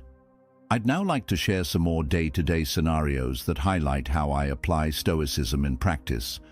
A kind of toolkit that might resonate with you, showing how these philosophical concepts meet real life's gritty details. Minor annoyances, traffic jams, long lines, slow internet. These trifles used to ignite frustration in me. Stoic reflection taught me to label them as neutral events. The jam is merely a situation in which many cars are on the road at once. My anger doesn't expedite traffic, so I breathe, remind myself that I can use the wait productively, listen to an audiobook, think through a problem, or practice quiet observation. This approach transforms a potential stressor into a pocket of calm or learning. Over time, training myself to remain unruffled by small delays expanded my ability to keep perspective on bigger challenges. Dealing with rude people. If someone snaps at me in a store or a neighbor gossips behind my back, the Stoic question arises: do I control their rudeness? Can I choose my response? Absolutely. Instead of reciprocating hostility, I maintain civility, sometimes offering a neutral or even kind remark. This doesn't mean I become a doormat. If the offense is severe, I might calmly assert a boundary. But I refuse to let their negativity colonize my mood or force me into reactive anger. This stance often diffuses tension, and even if it doesn't, I remain master of myself. Time management and overcommitment. Another area of Stoic relevance is learning to say no when obligations threaten to overwhelm my capacity to fulfill them well. Before Stoicism, I feared disappointing people, so I'd overcommit and then stress myself out. By clarifying that my top priority is acting with excellence in the tasks I accept, I realized that spreading myself too thin leads to mediocrity and frustration. So I practice a Stoic economy of time. I accept only what I can handle without compromising the quality of my presence or work. If pressed for more, I politely decline, explaining that I'd prefer to do fewer tasks well than many tasks poorly. This fosters respect in others, even if they initially push for more. It also guards me from burnout, ensuring that I have mental space for reflection and genuine engagement in what I do undertake. Physical health challenges. Stoicism has also guided me through health uncertainties, illness, injuries, the natural aging of one's body. The Stoics remind us that while we can care for our health, ultimate control over bodily outcomes is limited. Diseases or accidents can strike. By bracing for that reality, I found I could face medical issues with greater poise. If I got sick, I applied the Stoic approach of calmly following the best treatments and focusing on the aspects I can control: my attitude, adherence to doctor's advice, diet, rest. I let go of the rest. This mindset turned fear into acceptance, and acceptance into a form of inner peace. I recall once during a health scare, someone asked why I wasn't more panicked. I replied that I was diligent about the steps I could take, so why waste energy on dread about outcomes I couldn't guarantee? That perspective, gleaned from Stoic texts, spared me a great deal of emotional torment. Now some exciting news. Our channel now offers a members club. By joining it, you'll unlock exclusive benefits, deeper content dives, and personal insights. Join us on this journey, and let's build a meaningful life together. And I also humbly ask you to leave a comment, as it helps my channel immensely. If you do not know what to comment, just write "better every day" so I know you reached this far. And don't forget to subscribe for more content like this. Also, I've linked some books on Stoicism that helped me become the man I am today, and will also help you achieve a Stoic mindset. Misconceptions about Stoicism: emotion versus reason. Along this journey, I realized many people misunderstand Stoicism. They assume it demands we stifle emotions, become unfeeling robots. But in my experience, Stoic practice refines emotions rather than destroying them. I still feel love, sadness, joy, anger, just less enslaved by them. When sadness surfaces, say over a personal loss, I allow it. I do not label it a weakness. Stoicism teaches that mourning a loved one is natural, but that we shouldn't rail against fate or let grief consume our entire existence. We honor the sorrow without letting it degrade into despair. This balanced approach stands in stark contrast to the caricature of Stoics as stone-faced Stoic stereotypes.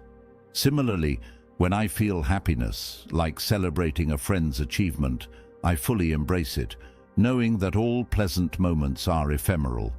By not clinging to them, I paradoxically deepen my appreciation while they last. Stoicism also encourages compassion, recognizing that everyone wrestles with their own illusions and pains. When someone acts out of line, it often stems from confusion or inner turmoil. I try to approach them with empathy. That doesn't mean I excuse harmful acts, but I see them less as monsters and more as misguided humans who have yet to align with rational virtue. This stance fosters understanding rather than perpetual enmity. Rituals that embody. Stoic living over 10 years, I also developed a few personal rituals that anchor me in Stoic principles. 1. Morning pause. Upon waking, I briefly affirm, "Today I may encounter rudeness, chaos, and misunderstandings. Such is the nature of life. My job is to respond with wisdom, patience, and integrity. I cannot control others, only myself." This sets a calm expectation for the day. Second, nightly inventory. We touched on this earlier. A short reflection or journaling session, reviewing where I kept my Stoic poise and where I faltered. I correct course for tomorrow. This process keeps me attuned to small improvements, day by day, rather than letting weeks pass without mindful reflection.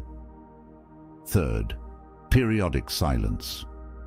Every few weeks I plan a day, or even a few hours, of minimal speech and digital disconnection.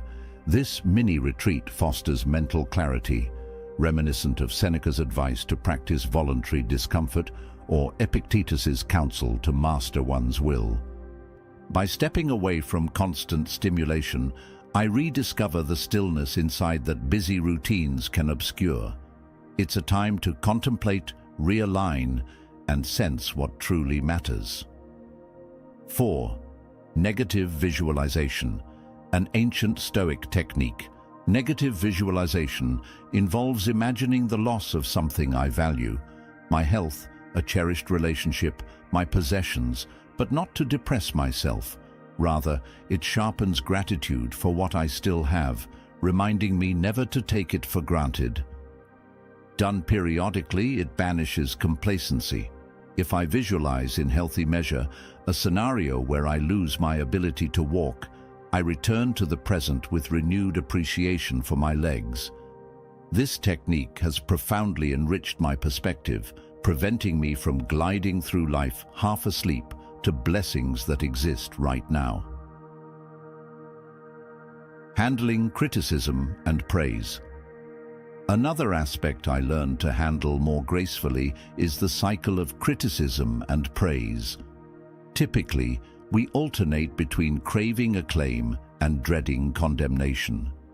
Stoicism taught me to maintain equilibrium in both scenarios. If someone compliments me lavishly, I accept it politely, but remind myself that compliments are ephemeral and subjective. I don't let them inflate my ego or alter my sense of identity. Conversely, if someone condemns me, I examine whether there's any truth in their words. If yes, I correct my behavior. If no, I let the criticism pass, aware that their viewpoint might stem from incomplete knowledge or personal biases.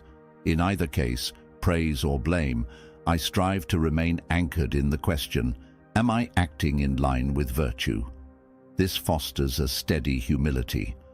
Over the long run, people might be puzzled why I don't get too excited when they laud me or too downhearted when they critique me. That neutrality, ironically, can lend you a quiet aura of confidence. They see that you're not swayed by fickle judgments, which can earn deeper respect than if you continually fish for validation. Revisiting the lessons after a decade. Periodically, I reread the works of Seneca, Epictetus, and Marcus Aurelius to see how my understanding has evolved. Each time, new nuances leap out. For instance, lines I once skimmed over may now ring with clarity because my real-life experiences have primed me to grasp them. There's an iterative quality to Stoic learning. You cycle back to the texts, apply them further, face new trials, and read them again with fresh eyes.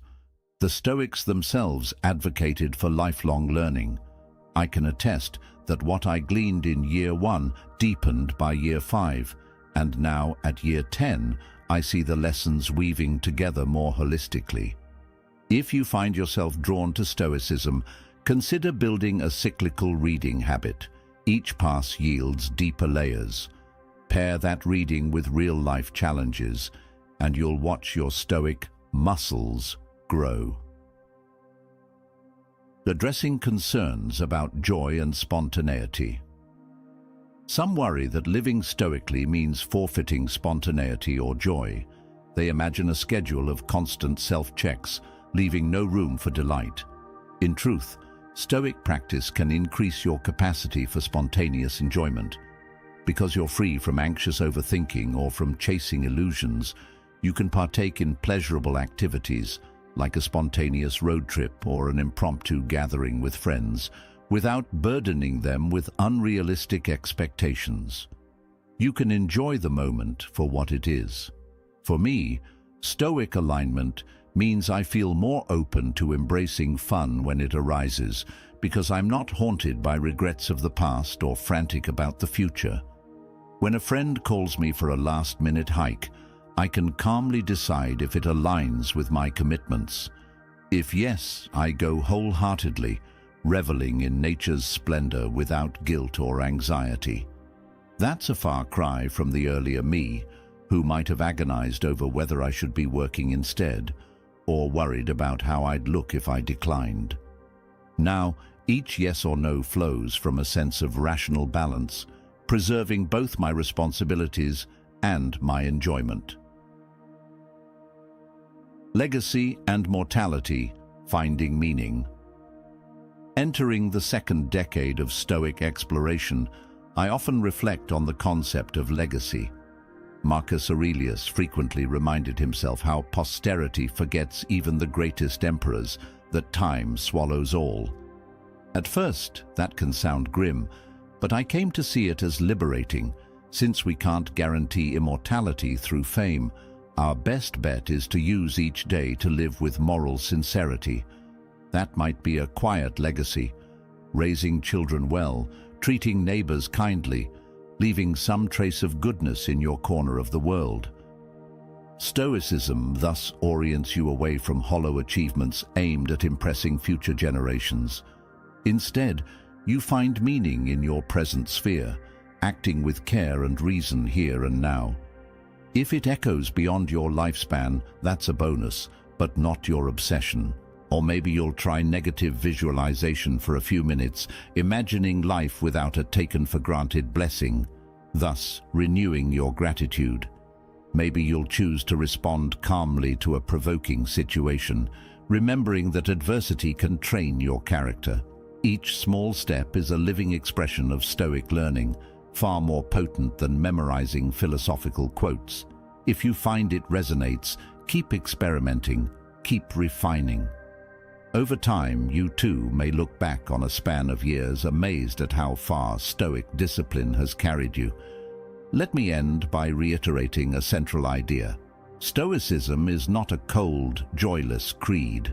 It's a gateway to genuine satisfaction, anchored in reality rather than illusion.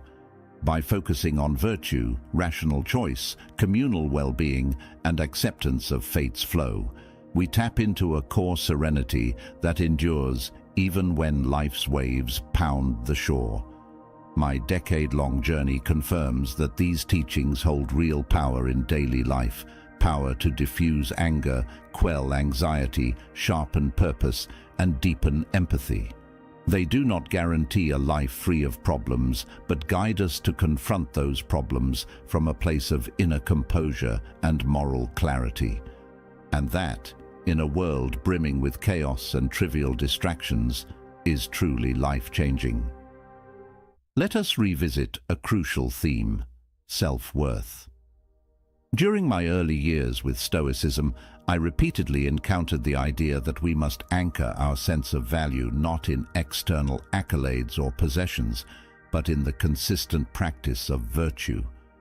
This concept remained largely intellectual until various life experiences pressed it into my bones.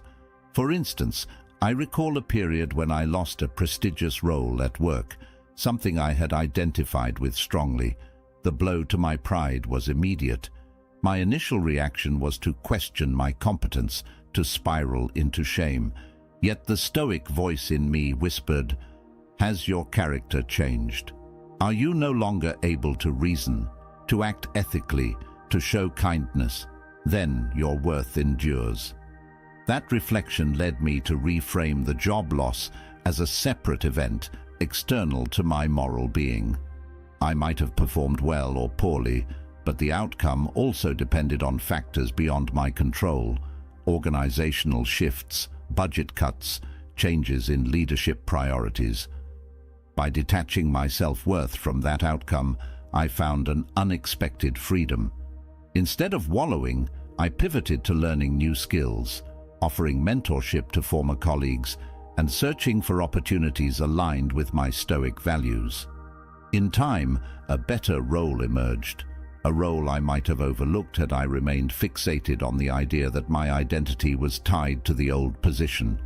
This transformation illustrated with living force the Stoic lesson that our dignity rests in how we comport ourselves, not in ephemeral achievements. Emotional nuance is another dimension I'd like to explore, how Stoicism guided me through the labyrinth of more subtle feelings: longing, regret, embarrassment, or even romantic infatuation. We often see Stoicism portrayed as a shield against all emotion, but in my experience, it functioned more like a compass, pointing me toward reason whenever emotion threatened to blow me off course. Let's take regret as an example. I used to be haunted by choices I made years ago, opportunities I didn't seize, words left unsaid. My mind would replay these scenarios with a relentless "what if?", a mild obsession that sapped my present vitality. Stoicism teaches that regret for past events is fruitless if we can no longer alter them. Instead, it urges us to extract the lesson and apply it moving forward. So I adopted a practical routine. Whenever regret surfaced, I would identify a single principle or action I should adopt from that old mistake. Say, learning to speak up sooner in critical discussions.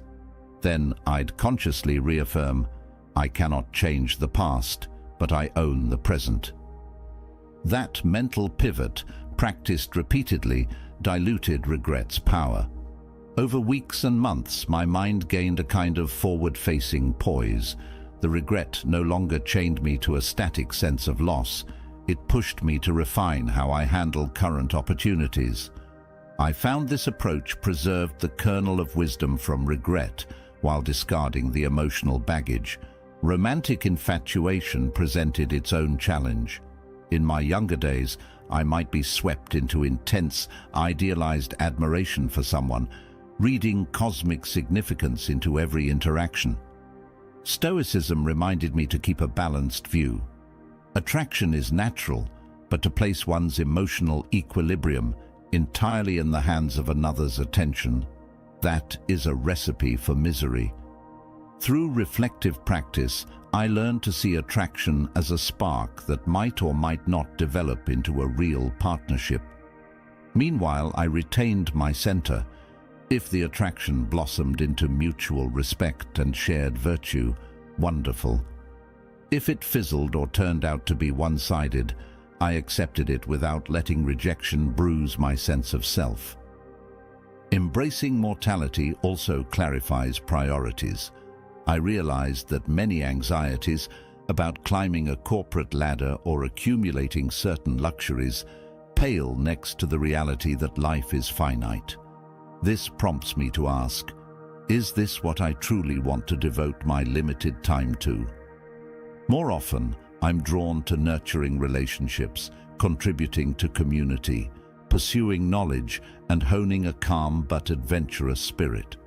Such stoic mindfulness can lead to downsizing possessions or refining how I spend money, focusing more on experiences or philanthropic endeavors. People might question why I'm not fixated on the next big house or car.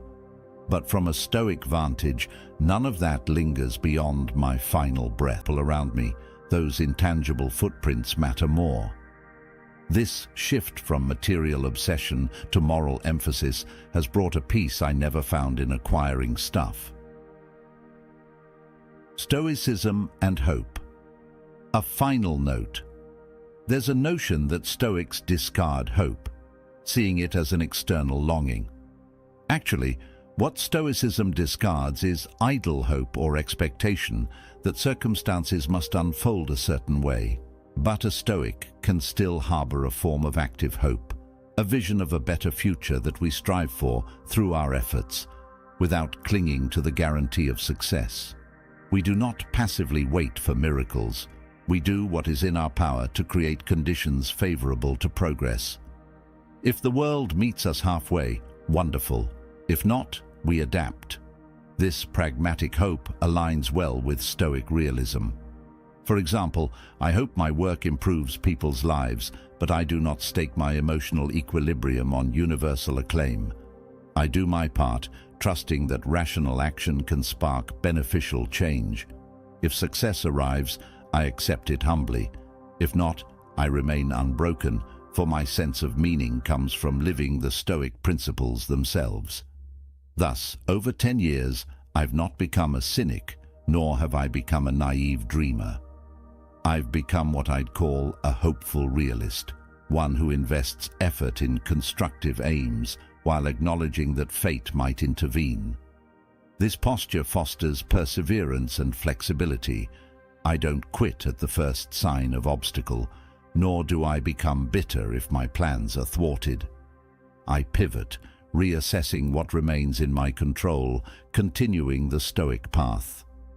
That persistence in the long run can yield remarkable achievements or transformations.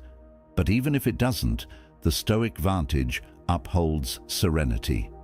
You don't pin your dignity on worldly triumphs. Looking ahead, the ongoing Stoic journey. In closing this second installment, let me underline that the Stoic lessons we summarized in Part 1 and now explored in real-life scenarios form an evolving discipline. 10 years gave me a solid grounding, but the path extends forward. Each new chapter of life, aging parents, changing societal challenges, global crises, tests and refines these Stoic roots. This philosophy does not promise a final arrival at perfect tranquility.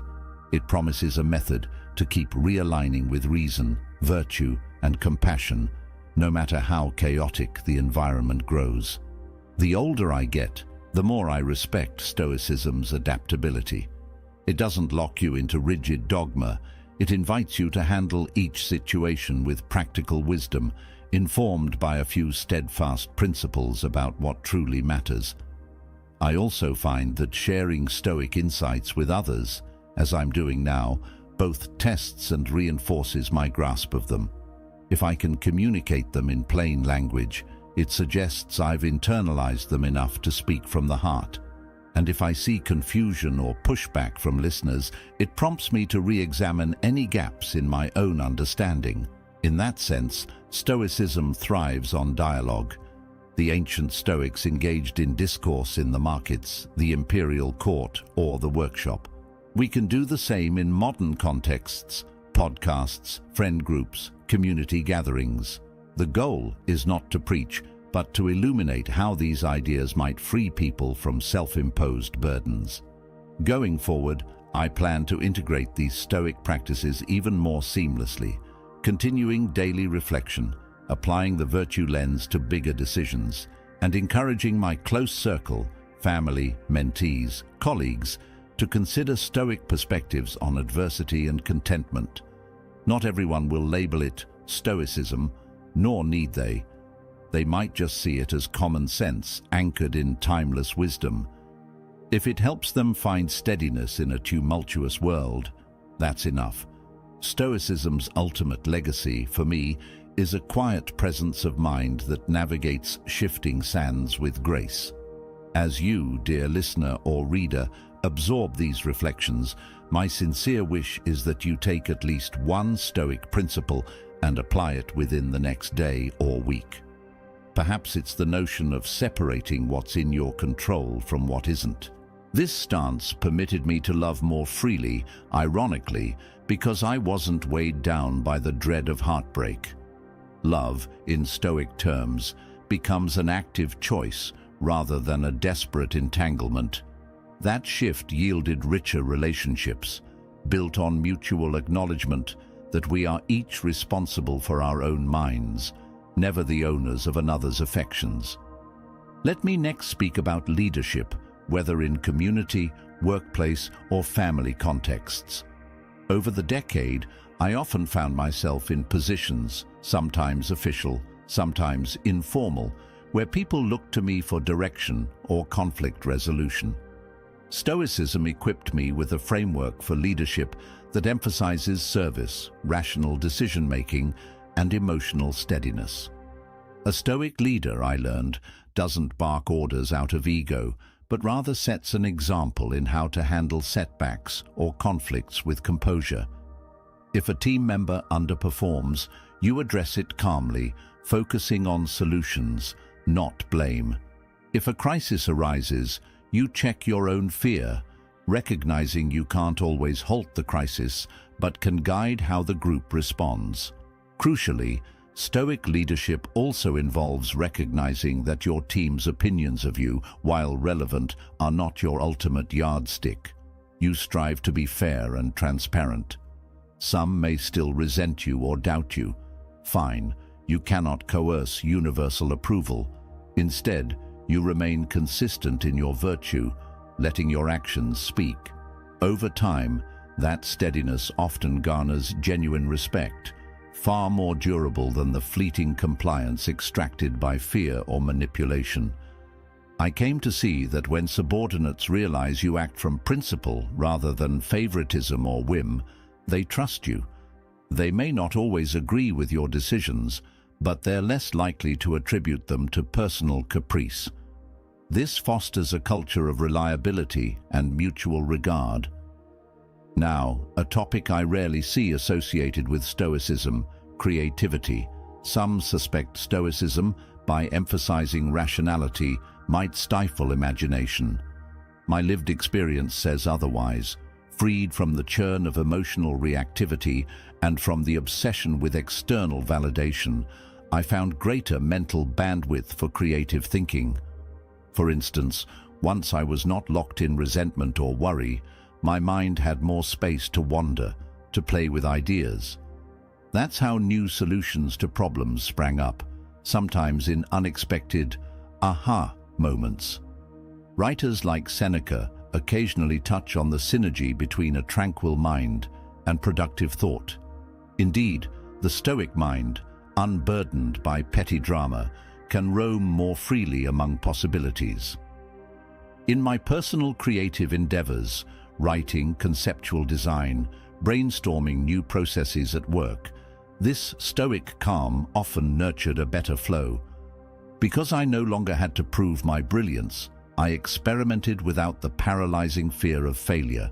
If an idea bombed, that was just feedback, not a blow to my identity. Consequently, I took more creative risks, discovered novel approaches, and engaged more boldly with challenges. In short, Stoicism didn't shrink my creative horizons. It expanded them by removing ego-based constraints and anxiety. That revelation was among the more surprising gifts of this journey, reinforcing that Stoicism is a living philosophy for all spheres of life, not just moral or emotional crises. A question often raised is, does Stoicism ban ambition?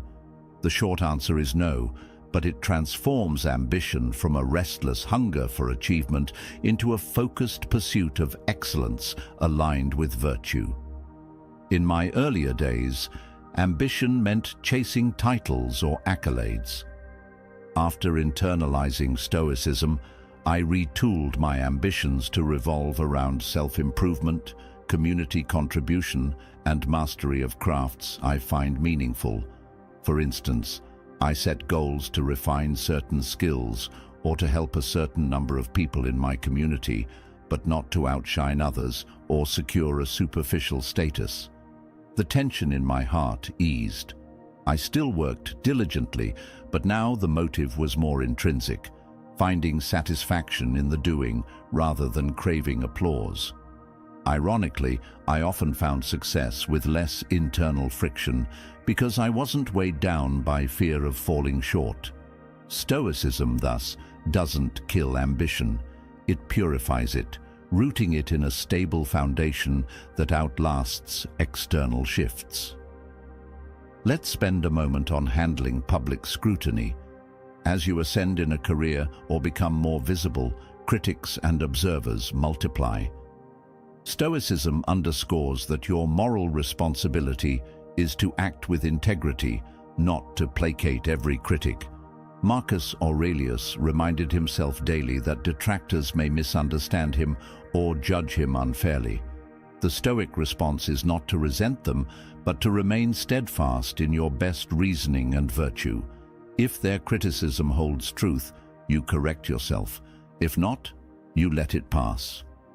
Over a decade, I gradually stopped fretting about gossip or social media jabs, focusing instead on delivering tangible value or leading responsibly. This shift let me invest energy in constructive work rather than in self-defense. The serenity gained in not chasing every rumor or comment is immense. Indeed, the Stoic principle that it's not things that upset us, but our opinions about things extends beautifully to opinions others hold about us. If we cannot change them rationally by clear demonstration or calm dialogue, better to let them remain. Another subtle point: Stoicism and humor. People sometimes think Stoics must be humorless. I found the opposite to be true. Once you stop taking every slight or mishap so gravely, a gentle sense of humor often emerges. You see life's oddities, the ironies in human behavior, and can laugh kindly without malice. This laughter is not forced cheeriness. It's a spontaneous release that arises from recognizing the cosmic perspective. Humans fuss over so many trivialities, ourselves included, and it's okay to find a little amusement in our shared foibles.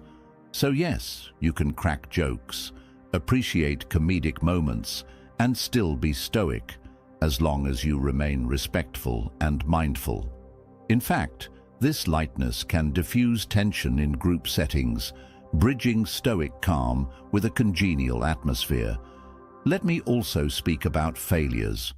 We touched on adversity, but personal failures, projects that tank, miscalculations that cost money, relationships we sabotage inadvertently, these weigh heavily on many. For me, Stoic doctrine about control and acceptance was invaluable. If I messed up due to my oversight, I took responsibility without wallowing. I'd analyze how to prevent a repeat. I'd separate ephemeral embarrassment from the real lesson. And I'd keep in mind that no single failure erases my potential for virtue. The real question is whether I face my mistakes bravely, correct course, and move forward. Over 10 years, some of my biggest leaps in skill or wisdom stemmed from Stoic reflection after a painful failure. I came to see failure not as a final verdict on my worth, but as a pivot point. Ironically, letting go of the ego that dreads failure fosters a bolder approach to life. That's how Stoic acceptance can breed audacity. You realize that even if you fail publicly, your core self remains intact, so why not dare? A key practice that undergirded all these applications was the periodic mental exercise known as negative visualization, which we briefly touched on. Revisiting it, once or twice a week, I'd sit quietly and imagine losing something precious, a friend's companionship, my physical mobility, even my possessions. Not to depress myself, but to awaken deeper gratitude. Post-exercise, I found myself cherishing my friend's next phone call more, savoring a simple walk outside, appreciating my current resources. This posture of appreciation prevented the creeping sense of entitlement or boredom that can seep into daily life. Instead of taking them for granted, I recognized them as fragile blessings. Over the years, this Stoic mental habit inoculated me against complacency. When real loss eventually struck, like the passing of a beloved mentor, I was more emotionally prepared, having rehearsed the inevitability of such losses in my Stoic reflections. The grief was still there, but not accompanied by existential shock or denial. Additionally, the dynamic of self-awareness gained momentum in my Stoic journey. Each day, I tried to maintain a gentle internal watchfulness, noticing my emotional swings, the roots of impatience, or my cravings for validation. This introspective stance, reminiscent of the Stoic practice of introspection, helps catch negative impulses before they blossom into full-blown actions. Perhaps I'd sense an emerging resentment if I felt overshadowed at a meeting. Recognizing it early, I'd ask, why do I resent this? Am I letting envy or pride overshadow reason? By naming the impulse, I often diffused it. Or if I felt compelled to brag about a recent success, I'd reflect, what does boasting serve? Am I that insecure that I must fish for applause? Let me step back. This self-governance is not burdensome or paranoid. It's a gentle stewardship of one's own psyche. After years, it became second nature, like glancing at a dashboard to ensure I'm within the speed limit. Now you might ask, did any crisis truly test your Stoic resolve? Indeed, some crises hammered me. An unexpected health scare in my family, a major project at work derailed by scandal, a painful betrayal by someone I considered a close ally. Each time, the Stoic pillars I'd built were tested.